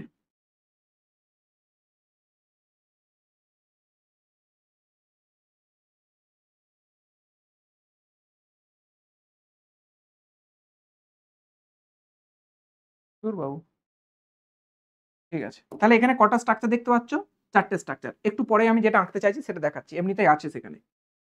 কটা স্ট্রাকচার দেখছো? ৪ টে। ১ টা, ২ টো, ৩ টে, ৪ টে। এরকম জিনিসটা যে তৈরি হয়েছে এটাকে বলা হয় অকটেন। কি বলা হয়? অকটেন অর্থাৎ অক্টামার। কি বলা হয় একে? অক্টামার। এটা গঠন করে কোর অক্টামার। কি গঠন করে? কোর অক্টামার। স্যার কোর অক্টামার কি জিনিস? বলছি সবকিছু বুঝতে পারবে।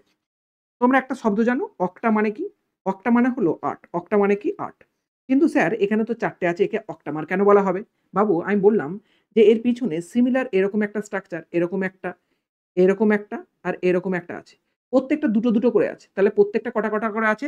দুটো করে আছে। প্রত্যেকটা সংখ্যায় কটা আছে? দুটো করে আছে। তোমাকে যদি জিজ্ঞাসা করা হয় যে হিস্টোন প্রোটিনের টাইপস কি, কি আছে? যদি জিজ্ঞাসা করা হয় টাইপস কি, কি আছে? অ্যান্সার তখন হবে যে কি, কি আছে types? H2A, H2B, H3 and H4 এগুলো হচ্ছে টাইপস। কত টাইপস আছে তাহলে? 4 ধরনের টাইপসের আমরা হিস্টোন প্রোটিন এখানে দেখতে পাই। যদি জিজ্ঞাসা করা হয় যে সংখ্যা কটা, যদি জিজ্ঞাসা করা হয় নাম্বার কটা, অ্যান্সার হবে H2A আছে সংখ্যায় 2টো, H2B আছে সংখ্যায় 2টো, H3 আছে সংখ্যায় কটা? 2টো, H4 সংখ্যায় কটা আছে? 2টো। তাহলে টোটাল সংখ্যা কটা দাঁড়াচ্ছে? 8টা। এই সংখ্যায় 8টা বলেই একে আমরা কি বলে থাকি? এই সংখ্যায় 8টা বলে একে আমরা কি বলে থাকি? হিস্টোন অক্টামার। কি বলে থাকি? সংখ্যায় 8টা বলে একে কি বলা হয়? হিস্টোন অক্টামার। তার মানে এই যে অক্টামার শব্দটা, এই শব্দটাকে আমি একটু মডিফাই করে কি লিখতে পারি? হিস্টোন অক্টামার। কি শব্দ লিখতে পারি একে আমি একটু মডিফাই করে? হিস্টোন অক্টামার। অর্থাৎ হিস্টোন প্রোটিন, এরকম 4 টাইপের হিস্টোন প্রোটিন পরস্পর যুক্ত হয় এবং একটা কেন্দ্র তৈরি করে। কোর মানে কি? কোর মানে হলো কেন্দ্র। কোর মানে কি? কেন্দ্র। অর্থাৎ হিস্টোনের একটা কেন্দ্র তৈরি করে। তাকে বলা হয় হিস্টোন অক্টামার। যেটা কেমনভাবে গঠিত হয়? এইভাবে গঠিত হয়। ক্লিয়ার হয়ে গেছে? একে বলা হয় হিস্টোন অক্টামার। অক্টা মানে 8, সংখ্যায় কটা আছে টোটাল? 8টা। অর্থাৎ এইগুলো হচ্ছে টাইপস। অর্থাৎ তোমাকে যদি জিজ্ঞাসা করে হিস্টোনের টাইপস কতগুলো আছে? হিস্টোনের টাইপস, হিস্টোনের টাইপস, তখন তোমার অ্যান্সার হবে 4 ধরনের। যদি জিজ্ঞাসা করে সংখ্যায় কটা, নাম্বারে কটা আছে? প্রত্যেকটা দুটো দুটো করে, অর্থাৎ টোটাল আছে 8টা। হিস্টোন অক্টামার যেহেতু সংখ্যায় যেহেতু 8টা, সেই জন্য একে বলা হয় হিস্টোন অক্টামার। এ গঠন করে কেন্দ্র, তাই একে বলা হয় কোর। তাহলে এই জিনিসটাকে দেখতে পেয়েছো, আর এটা হচ্ছে ডিএনএ। আমি বললাম এটা অ্যাসিডিক, এটা বেসিক। অ্যাসিডিক বলে এটা নেগেটিভ নেচার, বেসিক বলে এটা পজিটিভ। আমরা দেখতে পাবো যে ডিএনএ এবং প্রোটিন পরস্পর যুক্ত হয়ে যায়। কি হয়ে যায়? ডিএনএ এবং প্রোটিন পরস্পর যুক্ত হয় এবং একটা স্ট্রাকচার তৈরি করে। স্ট্রাকচারের নাম কি? একটা স্ট্রাকচার তৈরি করে। স্ট্রাকচারের নাম কি? স্ট্রাকচারের নাম হলো নিউক্লিওজোম। কি গঠন করে? নিউক্লিওজোম। তাহলে আমরা পরবর্তীতে এই নিউক্লিওজোম জিনিসটাই পড়বো। কি পড়বো? নিউক্লিওজোম। ওকে? তাহলে এই ডিএনএ এবং হিস্টোন অক্টামার পরস্পর পেঁচিয়ে যায়, পরস্পর ধরে। কি করে ধরে সেটাই পড়বো। তো আজকে আমরা ডিএনএ প্যাকেজিং পড়ছি মানে কার গঠন পড়বো? নিউক্লিওজোম। নিউক্লিওজোম আসলে কিছুই না। এই প্রোটিনের ওপর ডিএনএ কি থাকে? লেপ্টে থাকে, একদম জড়িয়ে থাকে। তার ফলে ডিএনএটা যে এত বড় লেন্থে ছিল, ও ছোট্ট একটা জায়গার মধ্যে প্রবেশ করবে। তাকে কি বলবো? নিউক্লিওজোম। তার পুরো 2 মিটার ডিএনএ কি এর উপর জড়িয়ে থাকবে? না। এর উপর 200 বেস পেয়ার জড়িয়ে থাকবে। এর উপর কত বেস পেয়ার জড়িয়ে থাকবে ডিএনএর? 200 বেস পেয়ার। কত জড়িয়ে থাকবে? 200 বেস পেয়ার। পরবর্তীতে আমরা হিসাবও করব যে টোটাল 2 মিটার ডিএনএ, অর্থাৎ টোটাল 6.6 ইন্টু 10⁹ বেস পেয়ারকে জড়ানোর জন্য টোটাল কতগুলো হিস্টোন অক্টামারের প্রয়োজন বা কতগুলো নিউক্লিওজোম গঠন হবে। এতটা পর্যন্ত কনসেপ্ট যদি বুঝতে অসুবিধা হয় তাহলে বলো, একটু পরে আমরা অন্য জায়গায় যাব। ক্লিয়ার হয়ে গেছে? কি লেখা আছে? স্যার আপনি বলেছিলেন যে কোশ্চেন ব্যাংকের বায়োলজি কোশ্চেনগুলো সব ধরনের চ্যাপ্টার থেকে নেওয়া আছে, কিন্তু আপনি জানেন না যে কোশ্চেন ব্যাংকের লাস্টের দিকে প্রত্যেকটা চ্যাপ্টার অনুযায়ী কোশ্চেনগুলো করার আছে। বলতে চাইছি স্যার বুঝতে পারলেন তো, তাই বলছি যে কোশ্চেন ব্যাংকের অল সলিউশন করার চ্যাপ্টার অনুযায়ী। এই গাধা, এইমাত্র বললাম না আমি চ্যাপ্টার ওয়াইজ করাবো। এই গাধাটাকে মার তো ধরে। আমি কি বললাম? 4 দিন আছে, 4টে যে চ্যাপ্টার পড়ানো হয়েছে, সবুজবুদের যৌন জনন, মানুষের জনন, জনগত স্বাস্থ্য এবং বংশগত বিভেদ, 4 দিনে 4টে মারবো এমন না এখানে, বুঝতে পারবে এক্ষুনি। চ্যাপ্টার আছে, চ্যাপ্টার আছে বলেই তো আমি বললাম যে 4টে দিন 4টে চ্যাপ্টার করাবো। থ্যাংক ইউ, যদিও রাগ করিস না, এমনি বললাম।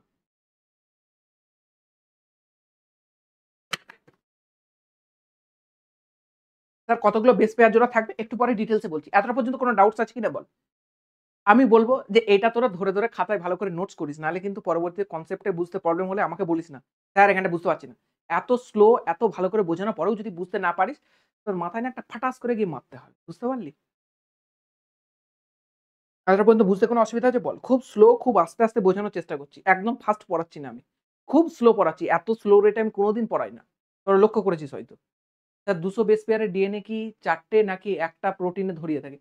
বোঝাচ্ছি, বলছি যে এটা ডিএনএ, এটা হিস্টোন অক্টোমার। কি করে থাকে একটু পরে বোঝাচ্ছি। স্যার আপনি সেট করাবেন না। আপনি প্রত্যেকটা চ্যাপ্টার অনুযায়ী কোশ্চেন গুলো করাবেন। আমি এটা বলতে চাইছি। আপনি কিছু মনে করিয়েন না। আরে বাবা, চ্যাপ্টার অনুযায়ী করাবো। বললাম তো 25 চ্যাপ্টার থেকে 150-200 টা করে কোশ্চেন আছে। কোশ্চেন ব্যাংকে চ্যাপ্টার অনুযায়ী করাবো। কোনো টেনশনের কারণ নেই। চ্যাপ্টার অনুযায়ী করাবো। এতটা পর্যন্ত কোনো ডাউট আছে? নিউক্লিওজোম আজকে মনে হচ্ছে নিউক্লিওজোমই শেষ করতে হবে। জেনেটিক ম্যাটেরিয়াল পরের দিনে পড়াতে হবে। এতটা পর্যন্ত কোনো ডাউটস আছে? ডাউটস নেই। ঠিক আছে, চলো। তাহলে এবার দেখো আল্টিমেট যেটা বোঝাতে চাইছিলাম সেটা হচ্ছে এইটা। হিস্টোন দেখো কি লেখা আছে? H2A, H2B, H3 এবং H4। স্যার H1 টা কি জিনিস একটু পরে বুঝবো। তাহলে হিস্টোনের H2 এর কটা ভাগ আছে? 2A 2B, 3 একটা, 4 একটা, আর H1 আছে। এই H1 টার কি কাজ একটু পরে বুঝবো। দেখো কি লেখা আছে? এটা হচ্ছে হিস্টোন অক্টামার। কিভাবে গঠিত হয়েছে দেখতে পেয়েছো? দুটো বেগুন, দুটো কমলা, দুটো নীল, দুটো বেগুনি, দুটো সবুজ আছে। ঠিক আছে? দিয়ে টোটাল কটা? 8টা। দিয়ে টোটাল কটা তৈরি হচ্ছে? 8টা। এরই অপর নাম হলো নিউক্লিওজোম কোর, একে কি বলা হয়? নিউক্লিওজোম কোর, যাকে আমি বলেছিলাম হিস্টোন অক্টামার কোর। এই জিনিসটা বুঝতে পেরেছো? কোনো ডাউটস আছে এতটা পর্যন্ত? অলরেডি আমি বুঝিয়ে এসেছিলাম। বুঝতে পারলে? এতটা পর্যন্ত বুঝতে পেরেছো? কোনো অসুবিধা আছে? এই জিনিসটা আমি তোমাদেরকে দেখিয়ে এসেছিলাম, যেটা 3D স্ট্রাকচার আমি নিয়ে এসে তোমাদেরকে বোঝানোর চেষ্টা করলাম। এবার আমরা পড়বো যে হিস্টোন অক্টামারের সঙ্গে ডিএনএ কি করে জড়িত হয়। এই জিনিসটাকে পুরো একটা ইউনিট ধরে নাও। একে আমি ধরে নিলাম এরকম গোল একটা ইউনিট। যেমন ভাবে এখানে বলের মতো আঁকা আছে। এবার এই বলের উপর ডিএনএ, এটা ধরো ডিএনএ দড়ি। তাহলে ডিএনএ এইভাবে এর উপর পুরোপুরি এরকম করে জড়িয়ে যাবে। ক্লিয়ার হয়ে গেছে না হয়নি? তাহলে ডিএনএ এর উপর পুরোপুরি জড়িয়ে যাবে। তাহলে এটা হচ্ছে হিস্টোন অক্টামার, এর উপর ডিএনএ যুক্ত হলে কেমন হবে? এটা হচ্ছে পজিটিভ, এটা হচ্ছে নেগেটিভ, পজিটিভ নেগেটিভ একসঙ্গে জড়িয়ে যাবে, জড়িয়ে গিয়ে এরকম একটা স্ট্রাকচার তৈরি করবে। এই যে স্ট্রাকচারটা তৈরি হয়েছে একেই বলা হয় নিউক্লিওজোম। একে কি বলা হয়? নিউক্লিওজোম। ক্লিয়ার হয়ে গেছে? এই যে স্ট্রাকচারটা তৈরি হয়েছে ডিএনএ এবং হিস্টোন অক্টামারে মিলিয়ে একেই বলা হয় নিউক্লিওজোম। কি বলা হয় একেই? নিউক্লিওজোম। ক্লিয়ার হয়ে গেছে না হয়নি? তাহলে দেখো এটাই হচ্ছে নিউক্লিওজোম, এটাই হচ্ছে নিউক্লিওজোম। এই যে নিউক্লিওজোম গঠিত হয়েছে এটাকে আমি একটু আমার মতো করে ভালো করে বোঝাই। তাহলে আমার কাজ কি? তোমরা তো অন্য জায়গাতে গিয়েও পড়তে পারো। আমার কাজ কি? আমার কাজ তো নিশ্চয়ই কিছু না কিছু রয়েছে। সেটাকে বোঝানোর চেষ্টা করি। দেখো, এটা হচ্ছে হিস্টোন অক্টামার আঁকার চেষ্টা করছি, ঠিক আছে?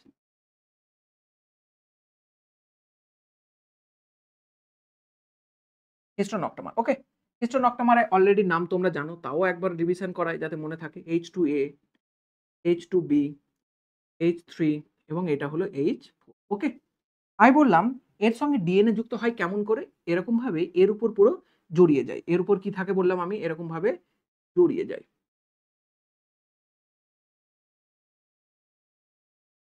বোঝা গেছে না যায়নি? জড়িয়ে গেছে, বুঝতে পারছো? একটু 3D টাইপ লুক দেবার চেষ্টা করেছি। বুঝতে পেরেছো? ক্লিয়ার হয়ে গেছে? এবার এই জিনিসটাকেই আমি একটুখানি কপি পেস্ট করব। কি করব? Copy paste.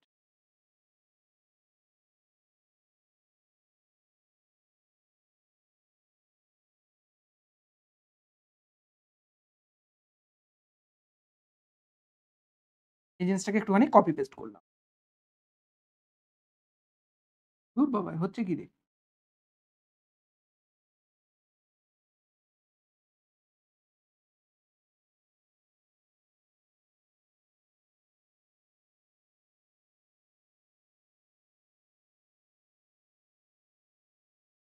ওকে? দেখো, তাহলে আমি কি বললাম? যখন হিস্টোন অক্টামার আর ডিএনএ একসঙ্গে জড়িয়ে যাবে, তখন সেটাকে আমরা কি বলে থাকি? নিউক্লিওজোম। তাকে আমরা কি বলি? নিউক্লিওজোম। তাহলে এটা একটা নিউক্লিওজোম। একইভাবে সিমিলার ওয়েতে এটাও একটা নিউক্লিওজোম। এটাও একটা কি বলো? নিউক্লিওজোম। এটাও একটা নিউক্লিওজোম। ওকে?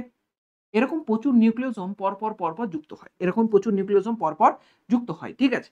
আমি বললাম যে এই নিউক্লিওজোমের মধ্যে ডিএনএ এর কটা বেস পেয়ার থাকে টোটাল? ডিএনএ এর বেস পেয়ার থাকে, আমি বলেছি 200 বেস পেয়ার থাকে। কত বেস পেয়ার থাকে? 200। এই 200 এর বেস পেয়ার কেমন? দেখো, এই ডিএনএটা পুরোটা একে জড়িয়ে আছে। এই ডিএনএ যতটা জড়িয়ে আছে এটা মোটামুটি আছে 146 বেস পেয়ার। কত আছে? 146। এর সঙ্গে কত যুক্ত করলে 200 হবে? 54 বেস পেয়ার। কত যুক্ত করলে 200 হবে? 54 বেস পেয়ার। স্যার কি জিনিস বলছেন কিছু বুঝতে পারছি না। বুঝতে যাতে না পারো সেইজন্যই তো বোঝাচ্ছি। নাকি? বুঝতে যাতে না পারো সেইজন্যই তো বোঝাচ্ছি। ওকে? তাহলে কত বেস পেয়ার টোটাল থাকে? 200 বেস পেয়ার। এই 200 বেস পেয়ারকে যদি ভাঙা হয় কি পাচ্ছি? 146, 54। এই যে পুরো হিস্টোন অক্টামারকে জড়িয়ে আছে, এখানে বেস পেয়ার আছে টোটাল কত? এখানে বেস পেয়ার আছে 146। কত বেস পেয়ার আছে এখানে? এখানে ডিএনএ এর বেস পেয়ার আছে 146 বেস পেয়ার। তাহলে স্যার এই বাকি 54 কোথায়? এই 54 হচ্ছে বাকি এই যে পড়ে আছে, এটা হচ্ছে 54 বেস পেয়ার। কত বেস পেয়ার আছে? 54। সিমিলার ওয়েতে এই পুরো ডিএনএটাকে জড়িয়ে আছে যত, এখান থেকে এখান পর্যন্ত 146। আর এখান থেকে এইটা যেটা পড়ে আছে এটা হচ্ছে 54 বেস পেয়ার। এটা কত? 54 বেস পেয়ার। একটা নিউক্লিওজোমের সঙ্গে আরেকটা নিউক্লিওজোম যে কানেক্ট হয়, একটা নিউক্লিওজোমের সঙ্গে যে আরেকটা নিউক্লিওজোম কানেক্ট হয়, এটাকে বলা হয় লিঙ্কার ডিএনএ। একটা নিউক্লিওজোমকে আরেকটা নিউক্লিওজোম সঙ্গে কানেক্ট করে যে ডিএনএ এর অংশ, তাকে বলা হয় লিঙ্কার ডিএনএ। কি বলা হয়? Linker DNA. কি বলা হয়? Linker DNA. এই লিঙ্কার ডিএনএ যুক্ত হওয়ার জন্য মাঝখানে একটা বিশেষ প্রোটিন থাকে। কি থাকে? মাঝখানে একটা বিশেষ প্রোটিন থাকে। মাঝখানে কি থাকে? একটা বিশেষ প্রোটিন থাকে। ঠিক আছে? এই মাঝখানে একটা বিশেষ প্রোটিন আছে। কি নাম এর? এই বিশেষ প্রোটিনের নাম কি? এই বিশেষ প্রোটিনের নাম কি? এই বিশেষ প্রোটিনের নাম হলো H1। কি নাম? H1। স্যার H1 মানে কি? এটা হিস্টোন প্রোটিন? ইয়েস। H1 মানে হলো হিস্টোন 1 প্রোটিন। এই হিস্টোন 1 প্রোটিন দুটো নিউক্লিওজোমকে পরপর ধরে রাখে। আর মাঝখানে যে ডিএনএ একটা নিউক্লিওজোমের সঙ্গে আরেকটা যুক্ত করে তাকে বলা হয় লিঙ্কার ডিএনএ। মোট কথা যেটা মনে রাখা জরুরি সেটা হচ্ছে একটা ডিএনএ একটা নিউক্লিওজোমকে যদি কানেক্ট করে কটা বেস পেয়ারকে জড়ায়? ২০০ বেস পেয়ার। কটা জড়ায়? ২০০ বেস পেয়ার। তাহলে এখান থেকে যদি তোমাদেরকে আমি একটা এমসিকিউ করতে দিই তোমরা অ্যান্সার করতে পারবে? যে বলো তো মানুষের আমি যদি তোমাদেরকে কোয়েশ্চেন করতে দিই যে বলো তো মানুষের ক্ষেত্রে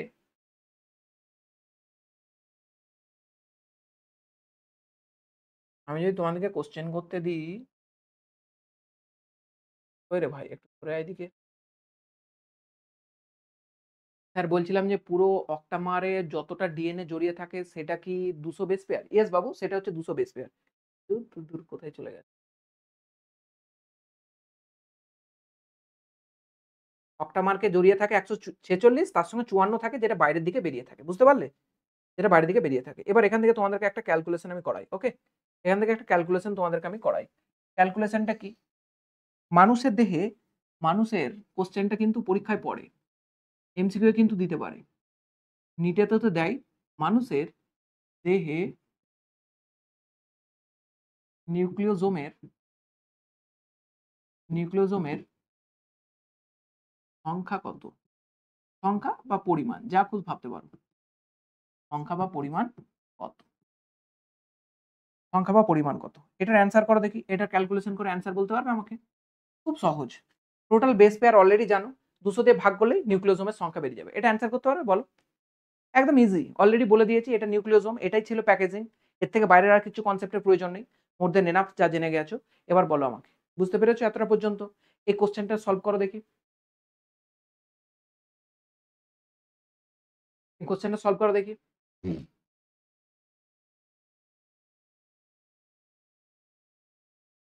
আচ্ছা কোনটা বেটার লাগছে? এই হাতে করে লিখিয়ে, লিখিয়ে বোঝাচ্ছি এটা বেটার লাগছে? নাকি যখন নোটস থেকে পড়াই সেটা বেটার লাগছে, তোমরা বাড়িতে গিয়ে পড়বে সেটা বেটার? কোনটা বেটার লাগছে বলো তো?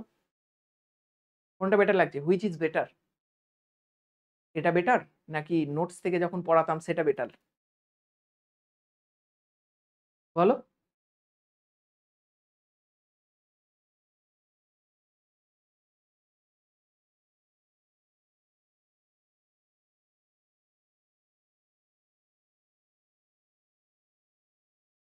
এনসিইআরটি বাংলাটা বেটার। ঠিক আছে। ওটা বিবর্তনে চলবে। বাকি চ্যাপ্টার গুলোতেও করার চেষ্টা করব। দেখি। কেউ লিখেছে হাতে লিখে, কেউ বলছে নোটস। বাহ! বিভিন্ন জনের বিভিন্ন মতামত। কেউ বলে স্যার নোটস থেকে ভালো, কেউ বলে হাতে লিখে ভালো, কেউ বলে দুটোই ভালো। ওয়াহ! স্যার এনসিইআরটি বাংলাটা বেটার। এনসিইআরটি বাংলাতেই বাকি চ্যাপ্টার গুলো পড়ানোর চেষ্টা করব। ঠিক আছে? চিন্তার কোনো বিষয় নেই। বাকিগুলো ওখান থেকেই পড়ানোর চেষ্টা করব। নিউক্লিওজোমের পরিমাণ কত? একজন লিখেছে 30 মিটার। হ্যাঁ? এ গাধা নিউক্লিওজোমের সংখ্যা, সংখ্যা মানে সংখ্যা আসবে। মিটারে আসবে সংখ্যা? হ্যাঁ? সংখ্যা আসবে রে। সংখ্যাতে কোনো একক হয়? আচ্ছা মিলিয়ন লিখেছিস।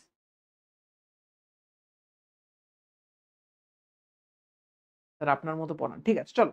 দেখো এটা কি করে সংখ্যা বের করব? আমরা নিউক্লিওজোমের পরিমাণ বের করছি বা নিউক্লিওজোমের সংখ্যা।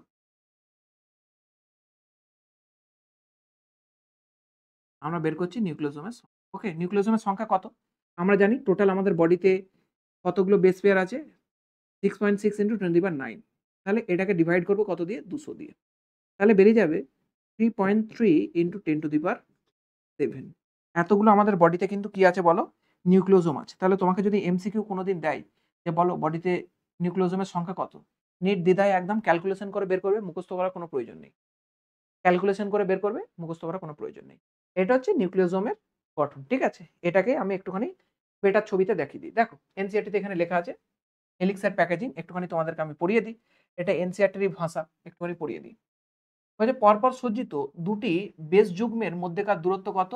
0.34 ন্যানোমিটার। অলরেডি বলেছি যে দুটো বেসের মধ্যে দূরত্ব কত?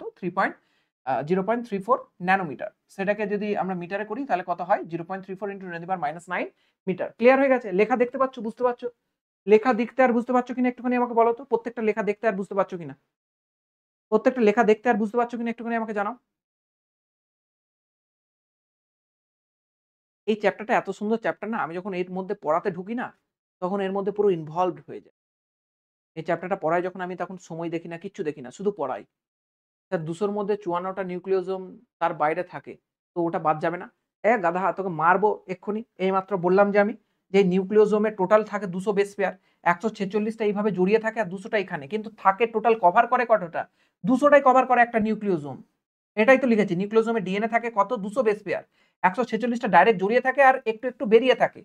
বুঝতে পারলি? তুই 10 মিটার একটা দড়ি কিনে নিয়ে এসছিস, আমি ধরছি তোর ঘরের ডিস্টেন্স হচ্ছে 10 মিটার, আমি ধরছি তুই একটা 10 মিটার দড়ি কিনে নিয়ে এসছিস আর তোর ঘরের ডিস্টেন্স হচ্ছে 8 মিটার। ওই 10 মিটারের দড়িটা দেখবি তোর 8 মিটার বাঁধতে লেগে যাবে। কেন? কারণ আরেক প্রান্তে যখন বাঁধবি ওখানে গিট পড়বে, এ পড়বে, ও পড়বে, তখন ওগুলো তো এক্সট্রা ডিএনএরই অংশ রে বাবা। এই যে অংশগুলো বেরিয়ে আছে এটা তো এক্সট্রা ডিএনএরই অংশ। তুই কি যতটা কিনে নিয়ে আসবি ততটাই কাজে লাগাতে পারবি? তোর 8 ফুটে যদি দেওয়াল হয়, 8 ফুট দড়ি তোকে দিলে তুই বাঁধতে পারবি? বাঁধতে পারবি? পারবি না। তাহলে 200 বেস পেয়ারে তোকে নিয়ে আসতে হবে 8 ফুট দেওয়ালের জন্য 10 ফুটের মতো দড়ি। আমি কথার জন্য বলছি। ঠিক একই এখানে 200 বেস পেয়ার থাকে, যার মধ্যে 146টা ডাইরেক্টলি এখানে জড়িয়ে থাকে আর 54টা এদিক ওদিক করে বেরিয়ে থাকে। বোঝা গেছে না বেরায়নি? বোঝা গেছে? টোটাল 200টা বেস পেয়ার কিন্তু কভার করে। ঠিক আছে? একটু গাধা টাধা আমি বলি, ওগুলো নিয়ে বেশি টেনশন থাকিস না, যদিও তোরা ওটাই বেশি সিরিয়াসলি নিস না। সিরিয়াস নিলে আর কি সমস্যা আছে? চ ধরে নিয়ে একটি আদর্শ স্তন্যপায়ী কোষে উপস্থিত দ্বিতন্ত্রী ডিএনএ এর দৈর্ঘ্য পরিমাপ করা হয়, তাহলে এটা মেপে দ্বিতন্ত্রী দৈর্ঘ্য যদি পরিমাপ করা হয় তাহলে আমরা কত পাই? 6.6 ইন্টু 10 এত বেস পেয়ার, এতকে গুণ করলে অলরেডি দাঁড়ায় 2.2 মিটার, যেটা অলরেডি আমি বলেছি। যা একটি আদর্শ নিউক্লিয়াসের ব্যাস হয় কত? 10⁻⁻6 মিটার, অপেক্ষা অনেকটা বেশি। কিভাবে এইরূপ পলিমারটি একটি কোষের ভিতরে সজ্জিত থাকে? কিভাবে থাকে? অ্যান্সার করো। সেক্ষেত্রে বলা হয়েছে, এখানে একটা কোশ্চেন আছে, এই কোশ্চেনটা সলভ কর। যদি ইকোলাইয়ের ডিএনএ দৈর্ঘ্য 1.36 হয়, তাহলে ইকোলাইয়ের কোষে উপস্থিত বেস যুগ্মের সংখ্যা কত বলতে পারবে? এটা অ্যান্সার করো দেখি বাবা। এটা এনসিইআরটির কোশ্চেন, এটার অ্যান্সার করাই তোদেরকে, বল। এটা অ্যান্সার করতে পারবি? বল। এটা অ্যান্সার করতে পারবি? বল। এই কোশ্চেনটা অ্যান্সার কর, কত দম আছে দেখবো, কত তোমরা কনসেপ্ট বুঝছো, বুঝতে পারবো। আমি লিখে দিচ্ছি একটু ভালো করে কোশ্চেনটা, আমি একটুখানি ভালো করে লিখে দিই, দাঁড়া। কোশ্চেনটা আমি একটুখানি ভালো করে লিখে দিই।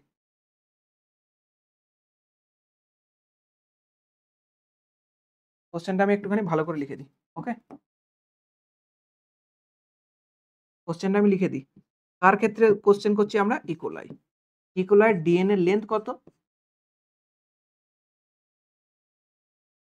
1.36 মিলিমিটার।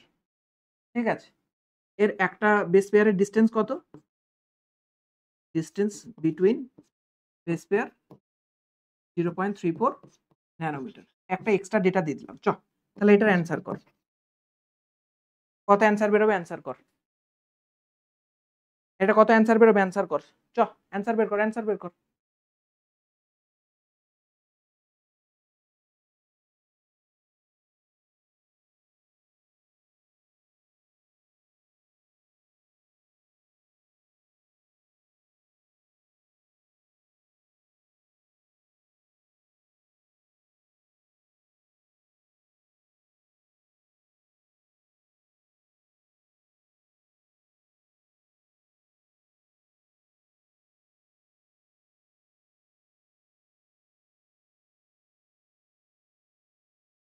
বাহ, এটা তো বিশাল বুদ্ধিমান রে। হ্যাঁ, তাহলে কত বেরোচ্ছে বলো?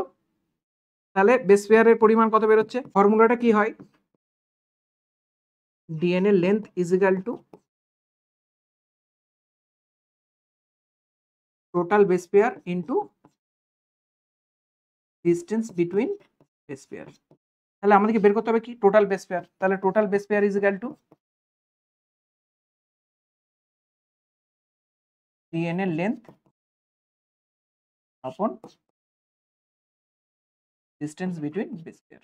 ওকে, এই জিনিসটাকে একটু উপরে ভ্যালুগুলো পুট করি এটাকে। তাহলে total base pair is equal to DNA length. DNA length কত? 1.36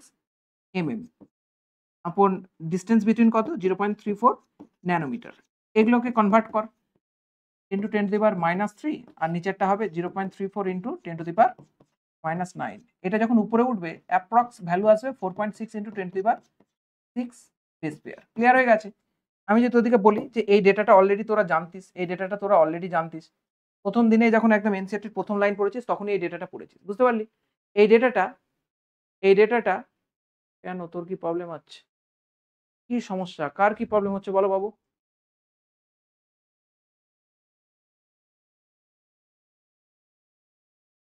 হ্যাঁ, এটা আগের ক্লাসে আমি বলেছিলাম, ঠিক বলেছো। তাহলে এই ডেটাটা অলরেডি আমরা প্রথম দিনের লেকচারে পড়েছি, ওখানে ব্যাকটেরিওফাজে পড়েছিলাম না? 5174 কত ছিল ভ্যালু? মনে আছে? ব্যাকটেরিওফাজ 5174 কত ছিল মনে আছে? কত ছিল বলো তো নিউক্লিওটাইডের সংখ্যা? মনে নেই? 5386 মনে নেই? ল্যাম্বডা ব্যাকটেরিওফাজে কত ছিল? 4852 বলে দিয়েছিলাম মনে রাখার জন্য। এখানে ইকোলয় বলেছিলাম 4.6 × 10⁻6 বেস পেয়ার। ওকে? তো এই জিনিসটা এনসিইআরটি এর গেল। এই ছবিটা দেখো এনসিইআরটি বুঝতে পেরেছো? হিস্টোন অক্টামার। এর মধ্যে আছে H2A, 2B, 3, 4 আর এইখানে যেটা আছে H1 হিস্টোন যে কি করে ধরে রাখে। ক্লিয়ার হয়ে গেছে? এটুকু কনসেপ্ট বুঝে গেলেই মোর দেন এনাফ। এবার দেখো কি লেখা আছে এখানে।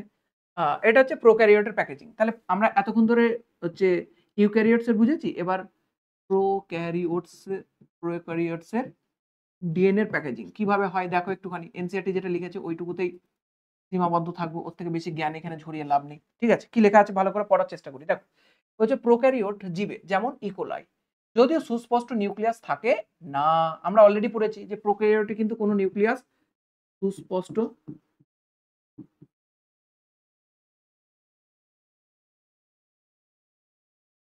নিউক্লিয়াস থাকে না। ঠিক আছে? নিউক্লিয়াস থাকে না।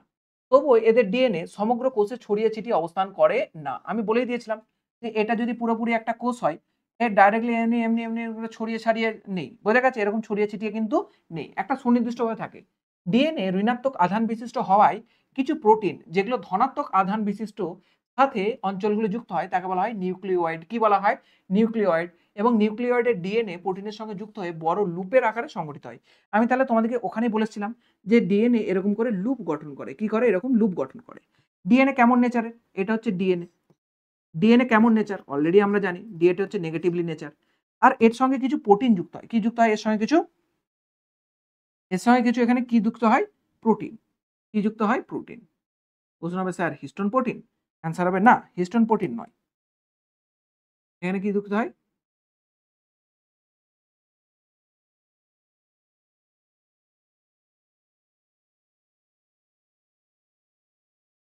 কালার নিচ্ছে কেন? পরে এখানে ভোরে কালার চলে আসবে এখানটায়।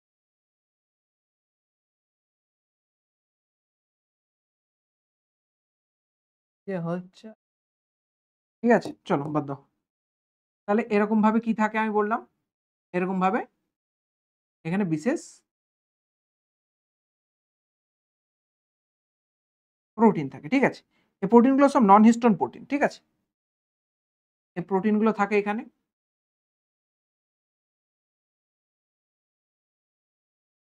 যারা এই ডিএনএ কে কেমন আকার দেয়? লুপস। কেমন দেয়? লুপস। বোঝা গেছে না যায়নি?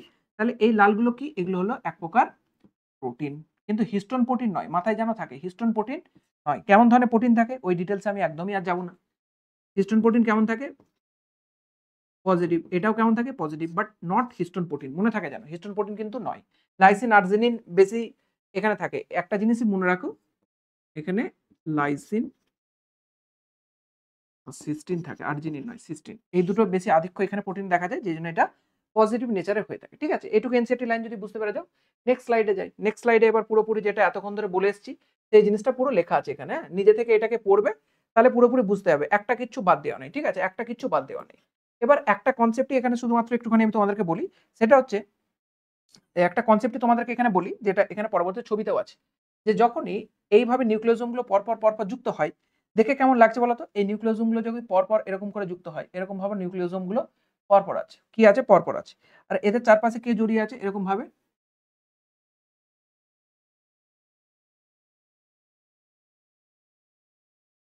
এরকম ভাবে কে জড়িয়ে আছে? কি রে?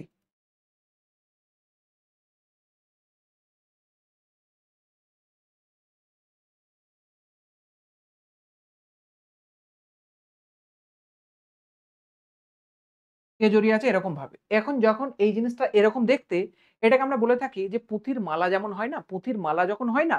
তেমন দেখতে লাগে। এটাকে বলা হয় বিডস অ্যাপিয়ারেন্স। কি বলা হয়? বিডস। বিডস মানে কিছুই না। ওই যে পুঁতির মালা হয় না? পুঁতি। বিডস মানে হলো পুঁতি। তাহলে পুঁতির মালার মতো দেখতে লাগে। ওইজন্য এনসিইআরটি এখানে একটা শব্দ ইউজ করেছে। কি লেখা আছে ভালো করে দেখো। বলছে নিউক্লিয়াসের দৃশ্য সুতোর মতো রঞ্জিত দেহ অংশটি হলো ক্রোমাটিন। ইলেকট্রন মাইক্রোস্কোপের সাহায্যে ক্রোমাটিনস্থ ক্রোমোজোমগুলিকে পুঁতির মালার মতো বিডস অন স্প্রিং গঠন বিশিষ্ট দেখায়, কি দেখায়? গঠন বিশিষ্ট দেখায়। ক্লিয়ার হয়ে গেছে? এতটা পর্যন্ত যদি বুঝতে পারো তারপরে এর সঙ্গে রিলেটেড কিছু কনসেপ্ট আছে ওখানে যাব। অর্থাৎ নিউক্লিওসোম কি করে আল্টিমেটলি ক্রোমাটিন বা ক্রোমোসোম গঠন করে ওই কনসেপ্টটাই যাব। এতটা পর্যন্ত বুঝতে পেরেছো? কোনো ডাউটস নেই? এবার দেখো, এই যে জিনিসটা গঠিত হয়েছে না, এগুলো হচ্ছে সব পরপর কি আছে? নিউক্লিওসোম। কি আছে পরপর? নিউক্লিওসোম। এই যে শব্দটা লেখা আছে এই ক্রোমাটিন, এটা কিন্তু ডাইরেক্টলি নিউক্লিওসোম নয়।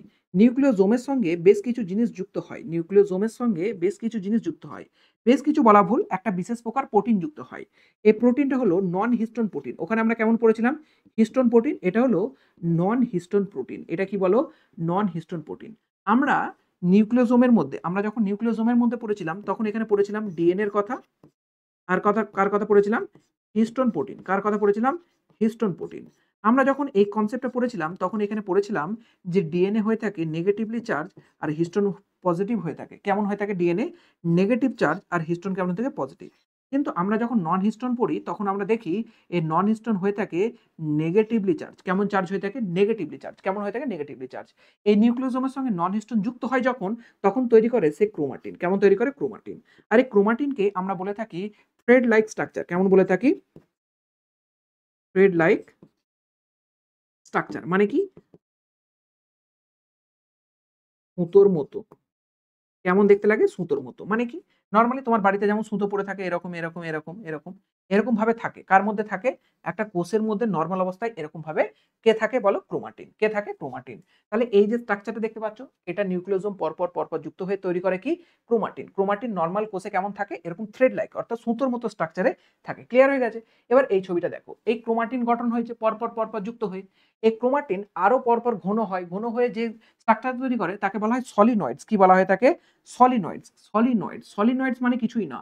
তোমরা কেমিস্ট্রিতে পড়েছো না? সলিনয়েডস মানে এরকম কিছু একটা জিনিস থাকলো তার উপরে যখন কোনো জিনিস জড়িয়ে থাকে সলিনয়েডস এর উপর সেই ম্যাগনেটিক ফিল্ড এসব বের করো না? তার মানে সলিনয়েডস মানে এরকম একটা গঠন তৈরি করবে। একে বাংলায় কি বলা হয় সঠিক অর্থ আমার জানা নেই। ঠিক আছে? তাহলে কি লেখা আছে দেখো। ওই যে chromatin further condense to form a solenoid. এই ক্রোমাটিন গুলো কনডেন্স হতে থাকবে, গাঢ় হতে থাকবে এবং একটা ক্রোমাটিন তৈরি করবে। এটা 30 ন্যানোমিটার স্ট্রাকচারের মতো হয়ে থাকে। This condense then chromatin. ক্রোমাটিনের থেকে ওটা আরো গাঢ়ভাবে থাকে। তাহলে সলিনয়েড স্ট্রাকচার হচ্ছে এরকম। যেমনটা আমি দেখানোর চেষ্টা করছিলাম। এইরকম একটা কম্প্যাক্ট স্ট্রাকচার কিন্তু তৈরি করে যাকে বলা হয় সলিনয়েড স্ট্রাকচার। কি বলা হয়? Solenoid structure. এবার ডিএনএ প্যাকেজিং ইউক্যারিওটস এই যে সলিনয়েডস তৈরি হয়েছে, এটাই আল্টিমেটলি কি হিসেবে গঠন করে? এই যে স্ট্রাকচারটা দেখছো ক্রোমোজোম। কি দেখতে পাও তোমরা? ক্রোমোজোম। ক্রোমোজোমের এই দুটো বাহুকে কি বলা হয়? ক্রোমাটিড। তার মানে ক্রোমাটিড কি? ক্রোমোজোমের বাহু। ক্রোমাটিড কি? ক্রোমোজোমের বাহু। অলরেডি তোমরা জানো। তাহলে এই ক্রোমোজোমের বাহুর মধ্যে আল্টিমেটলি এইভাবে এই যে বিডিং স্ট্রিং এখানে ছোট করে নিউক্লিওজোম আছে। ঠিক আছে? ছোট নিউক্লিওজোম আছে। তার উপর ডিএনএ এরকম জড়িয়ে আছে। সুপার কয়েল মানে কি? প্রচুর পেঁচিয়ে আছে। এবং এই পেঁচানো অংশটাই এর মধ্যে আছে। যেমন আমি তোমাকে যদি বলি কথার জন্য বলছি, আমি তোমাদেরকে যদি বলি যে এইটার মধ্যে প্রচুর সুতো আছে। কি আছে? প্রচুর সুতো আছে। একটা সুতোকে যদি টানি ফরফর করে খুলে আসবে না? ঠিক ধরো এইটা হচ্ছে এইরকম টাইপ স্ট্রাকচার। এটা ধরো ক্রোমাটিড আছে। ঠিক আছে? বা ক্রোমোজোম। এখান থেকে যদি একটা সুতোকে টানি মানে একটা ডিএনএ কে টানি, টানলে ঠিক এরকম দেখাবে। এটাকে যদি টানি ঠিক এরকম দেখাবে। ক্লিয়ার হয়ে গেছে? তার মানে এটা ক্রোমাটিড গঠিত হয়েছে অর্থাৎ ক্রোমোজোম গঠিত হয়েছে এবং এখান থেকে যদি সুতো টানি অর্থাৎ ডিএনএ কে টানি তাহলে দেখতে এরকম লাগবে। ক্লিয়ার হয়ে গেছে? ধারণা পুরোপুরি ক্লিয়ার রাখো। কোনো কনসেপ্টে একদম গোলমাল রাখবে না। ক্লিয়ার হয়ে গেছে না হয়নি? ধারণা পুরোপুরি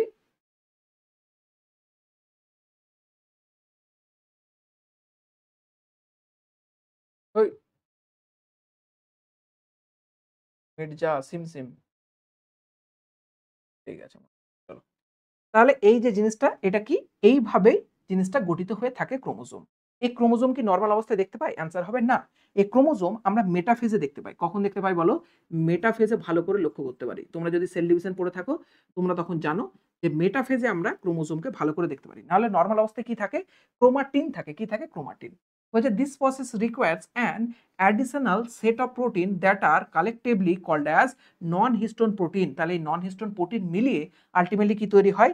এই ক্রোমাটিন তৈরি হয়। ক্লিয়ার হয়ে গেছে? যেটা তোমাদেরকে অলরেডি আমি বলে দিয়ে এসেছি। এটা এনসিইআরটির কিন্তু লাইন মনে থাকে যেন। তাহলে এই ক্রোমাটিড আর ক্রোমোজোম কি পার্থক্য? এই ক্রোমাটিড হচ্ছে এগুলো বাহু আর যদি একটা তুমি দেখতে পাও কি সেন্ট্রোমিয়ার, তার মানে এটা একটা ক্রোমোজোম। এখানে কটা ক্রোমোজোম আছে? একটা। এখানেও আছে একটা সেন্ট্রোমিয়ার। এখানেও ক্রোমোজোমের সংখ্যা কটা? একটাই। এগুলো তো তোমাদেরকে অলরেডি আমি ক্যালকুলেশন শিখিয়ে দিয়েছিলাম যখন আগের চ্যাপ্টারে বংশগতি ও বিভেদ পড়েছিলাম। আই থিংক তোমাদের ক্লিয়ার হয়ে গেছে। দেখো এখানে এনসিইআরটির কিন্তু লাইন লেখা আছে। হচ্ছে ডুইরিং মেটাফেজ, কোন দশায় দেখতে পাই? During metaphase chromosome is the most coil হচ্ছে কয়েল কি লেখা আছে? জানার দরকার নেই। মোস্ট কয়েল স্ট্রাকচার, ঠিক আছে? কয়েল স্ট্রাকচার কি যে লেখা হয়ে গেছে ভুলে গেছি। কয়েল স্ট্রাকচার ক্লিয়ার হয়ে গেছে এতটা পর্যন্ত? তাহলে দেখো আল্টিমেট কিভাবে থাকে, এটা নিউক্লিওজোম। নিউক্লিওজোম এভাবে যদি পরপর যুক্ত হয় এবং তখন গঠন করে কি? ক্রোমাটিন। নিউক্লিওজোমের সঙ্গে নন হিস্টোন প্রোটিন যুক্ত হয়ে ক্রোমাটিন গঠন করে। এরা সুপার কয়েল হয়, প্রচুর জড়িয়ে যায়। দেখো এই তিনটে এরকম কাছাকাছি চলে এসছে।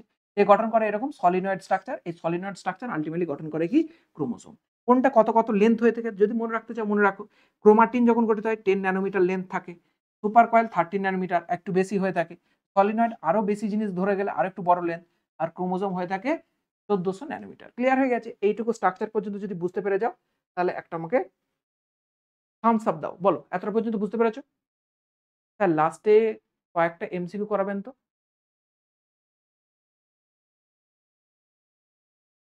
স্যার আর কতক্ষণ ক্লাস হবে? কতক্ষণ করতে চাও বলো? আর কতক্ষণ ক্লাস করবে? ঠিক আছে, আজকে শেষ করে দেবো এখানে। ঠিক আছে? 10 মিনিট ব্রেক দেওয়া যেতে পারে কি? ব্রেকের প্রয়োজন নেই। আর একটুখানি ছোট্ট একটা 5 মিনিটের কনসেপ্ট পড়াবো, ক্লিয়ার হয়ে যাবে। বন্ধ করে দেবো। ঠিক আছে? বন্ধ করে দেবো তাহলে। তোমরা যদি বলো স্যার রাত্রে জেগে ক্লাস করবো, তাহলে আমি রাত্রে ক্লাস করাতে রাজি আছি। করবে? রাত্রে ক্লাস করবে? ডিএনএ এর উপর ইন্টারেস্টিং লাগছে না? ইন্টারেস্টিং লাগছে কি লাগছে না বলো? যদি বলো ইন্টারেস্টিং লাগছে তাহলে রাত্রে আমি এসে কিন্তু খাওয়া-দাওয়া করে এসে আমি যদি সময় হয় আমি কিন্তু ক্লাস করাবো। ঠিক আছে? করবে? রাত্রে ক্লাস করবে? 12টা থেকে ক্লাস করবে? ওয়ান শট বাংলা কবে আসবে? আসবে বাবা আসবে। আগে কনসেপচুয়াল ক্লাস করো। পেইড ব্যাচের স্টুডেন্ট। তুমি এমনভাবে কোয়েশ্চেন করছো যেন মনে হচ্ছে ইউটিউবে তে ফ্রিতে পড়া স্টুডেন্ট। পেইড ব্যাচের স্টুডেন্ট, পেইড ব্যাচে সব লেকচার আছে। লেকচার একদিক থেকে করতে লাগো। ১ মাস টাইম আছে, মোর দ্যান এনাফ, সাফিসিয়েন্ট। এখন হচ্ছে তোমার ২৬ তারিখ, ২৮ তারিখ আজকে। এই ২-৩ দিনে তুমি পুরো চ্যাপ্টার শেষ করতে চাইলে করে দিতে পারবে। প্রত্যেক চ্যাপ্টারে ম্যাক্সিমাম ৭টা, ৮টা, ৯টা, ১০টা করে লেকচার আছে। না স্যার এখন করান। বাবু এখন আমি খেতে যাবো। এক জায়গায় আমার ইনভিটেশন আছে, আমাকে খেতে যেতে হবে। ঠিক আছে? আমি খেয়ে এসে ১২টা থেকে তাহলে লেকচার তুমি যদি চাও আমি তাহলে করাবো। ঠিক আছে? আমার যদি পসিবল হয়ে ওঠে। ঠিক আছে? খেয়ে দেয়ে এসে। এই লেকচার গুলো ভালো লাগছে না লাগছে না? ভালো লাগছে তো? হ্যাঁ? আমার স্যার এখন নেট শেষ। ঠিক আছে? তোমার নেট শেষ হয়ে গেছে, চলো ৫ মিনিটে শেষ করি। এতটা পর্যন্ত বুঝতে পেরে গেছো? এবার এবার আমরা পড়বো ক্রোমাটিন। কি পড়বো আমরা? ক্রোমাটিন। ক্রোমাটিন কি জিনিস? অলরেডি পড়েই দিয়েছি যে ডিএনএ টাই ক্রোমাটিন। নন হিস্টোন প্রোটিনের সঙ্গে একসঙ্গে জড়িয়ে থাকে তখন তাকে বলে ক্রোমাটিন। এই ক্রোমাটিন ২ ধরনের হয়ে থাকে। ক ধরনের ক্রোমাটিন হয়ে থাকে? ২ ধরনের হয়ে থাকে। একটার নাম ইউক্রোমাটিন, একটার নাম কি? ইউক্রোমাটিন। নিশ্চয়ই ছোটবেলায় শব্দটা পড়েছো। আরেকটার নাম হলো হেটেরোক্রোমাটিন। কি নাম? Heterochromatin. Sir what is euchromatin? What is heterochromatin? মনে রাখবে ইউক্রোমাটিনে কি হয়? পরস্পর নিউক্লিওজোমগুলো একটু দূরত্বে অবস্থান করে। ধরো এটা নিউক্লিওজোম এঁকেছি কথার জন্য বলছি। এরা পরস্পর দূরত্বে অবস্থান করে। আর হেটেরোক্রোমোজোমে কি হয়? নিউক্লিওজোমগুলো খুব কাছাকাছি অবস্থান করে। এরকম খুব কাছাকাছি অবস্থান করে। ঠিক আছে? এরকম খুব কাছাকাছি অবস্থান করে। খুব কাছাকাছি অবস্থান করে। আর এখানে কেমন হয়? অনেকটা দূরে অবস্থান করে। বলতো কোনটাকে তুলনামূলক ডার্ক আর কোনটাকে লাইট লাগছে? অ্যান্সার হবে স্যার এটাকে তুলনামূলকভাবে যেটা একটু লুজলি আছে। এটা কেমন আছে? একটু লুজলি যুক্ত আছে পরস্পর। তাকে আমরা দেখতে পাচ্ছি। আর এটা দেখতে পাচ্ছি কেমন স্যার? টাইটলি যুক্ত আছে। কেমন আছে? টাইটলি। স্যার যে জিনিসটা এরকম লুজলি যুক্ত আছে তুলনামূলক এটাকে যদি আমরা দেখি তো দেখতে পাচ্ছি লাইট। আর এটাকে স্যার দেখাচ্ছে ডার্ক। ডার্ক মানে কি? কেমন একদম জেব্রে গেছে দেখাচ্ছে না? এটাকে বলা হয় ডার্ক। এই ছবিটাই এটা আর এই ছবিটাই এটা। ক্লিয়ার হয়ে গেছে? এটাকে লাইট দেখায়, এটাকে ডার্ক দেখায়। ক্লিয়ার হয়ে গেছে? এই পয়েন্টগুলোকে মনে রাখবে কারণ এখান থেকে কিন্তু এমসিকিউ দেয় যে হেটেরোক্রোমাটিন কেমন দেখতে লাগে, ইউক্রোমাটিন কেমন দেখতে লাগে। যা পড়াচ্ছি একটাও বেকার জিনিস না, সব কাজের জিনিস। ক্লিয়ার হয়ে গেছে? তাহলে দেখো এটা হচ্ছে ক্রোমাটিন যেটা মোটামুটি একটা লুজলি প্যাটার্নে যুক্ত আছে। পরস্পরের মাঝখানে অনেকটা করে ফাঁকা আছে। আর হেটেরোক্রোমাটিন পরপর যুক্ত হয়ে গেছে। টাইটলি যুক্ত আছে। এবার এটাই যদি ডিএনএ এর মধ্যে দেখি তাহলে দেখতে পাচ্ছ কেমন? লাইটলি স্টেন। একে যখন আমরা কোষের মধ্যে দেখব তখন ইউক্রোমাটিন গুলোকে লাইটলি দেখাবে। আর যদি হেটেরোক্রোমাটিন দেখি কেমন দেখাবে? ডার্ক দেখাবে। ক্লিয়ার হয়ে গেছে না হয়নি? ডার্ক দেখাবে। এবার এখান থেকে একটা কনসেপ্ট আমরা দেখি ট্রান্সক্রিপশনের। কিসের কনসেপ্ট দেখি বলো? ট্রান্সক্রিপশন। কিসের কনসেপ্ট দেখি আমরা এখান থেকে? ট্রান্সক্রিপশন। ট্রান্সক্রিপশন মানে কি? একটু আগেই পড়ে এলাম। ট্রান্সক্রিপশন মানে হলো ডিএনএ থেকে এমআরএনএ তৈরি। ডিএনএ থেকে এমআরএনএ তৈরিকে আমরা কি বলে থাকি? ট্রান্সক্রিপশন। তাহলে ট্রান্সক্রিপশনের যদি একটা কনসেপ্ট আমরা দেখতে চাই তাহলে দেখতে পাবো যে এরা যারা লুজলি যুক্ত থাকে এরা ট্রান্সক্রিপশনে অ্যাক্টিভ হয়। কি হয়? অ্যাক্টিভ হয়। অ্যাক্টিভ হওয়া মানে কি? ডিএনএ থেকে এমআরএনএ তৈরি হবে। ডিএনএ থেকে কি তৈরি করতে পারবে এরা? এমআরএনএ তৈরি করতে পারবে। আর এরা ইনঅ্যাক্টিভ হয়। এরা কি হয়, কেমন টাইপ হয়? ইনঅ্যাক্টিভ। অর্থাৎ ডিএনএ থেকে আরএনএ তৈরি করতে পারবে না। ডিএনএ থেকে এমআরএনএ তৈরি করতে পারবে, ডিএনএ থেকে এমআরএনএ তৈরি করতে পারবে না। আর এটা ডিএনএ থেকে এমআরএনএ তৈরি করতে পারবে। এটা হচ্ছে ইউক্রোমাটিন ভার্সেস হেটেরোক্রোমাটিন। ক্লিয়ার হয়ে গেছে? হয়ে গেছে? ওকে, ওকে, ওকে। এতটা পর্যন্ত বুঝতে পেরেছো? এতটা পর্যন্তই তোমাদের আজকের লেকচার ছিল। টেনশনের কোনো কারণ নেই। বহু টেনশন তোমরা নিয়ে নিয়েছো। তোমরা যদি চাও এগুলোকে একটুখানি পড়তে পারো। ঠিক আছে? এখান পর্যন্ত পড়ানো আছে। পড়তে চাইলে পড়তে পারো। দেখো নন হিস্টোন ক্রোমোসোমাল প্রোটিন যাকে বলা হয় এনএইচসি মানে কি নন হিস্টোন ক্রোমোসোমাল প্রোটিন। আদর্শ ক্রোমাটিনের কিছু অংশ স্থিরভাবে গাঁটবন্ধ থাকে। ঠিক আছে? এগুলো সব পড়ানো আছে। Euchromatin, heterochromatin. ঠিক আছে? এগুলো তোমরা একটুখানি পড়বে। তাহলে সব বুঝতে পারবে। অলরেডি সব পড়িয়েছি। তাহলে এখানকার তোমাদের যে আজকে টপিকটা ছিল এই টপিকটা আজকে আমরা পড়াচ্ছি না। হ্যাঁ? যেহেতু তোমরা ভোর হয়ে গেছে এখন আর আমাকে একটুখানি বাইরে যেতে হবে। সেই কারণে এই টপিকটা আর পড়াচ্ছি না আজকে। তবে যতটা পর্যন্ত পড়ানো হয়েছে তোমরা বুঝতে পেরেছো কি? কোন রকম কোন ডাউটস আছে কি? যতটা পর্যন্ত বুঝতে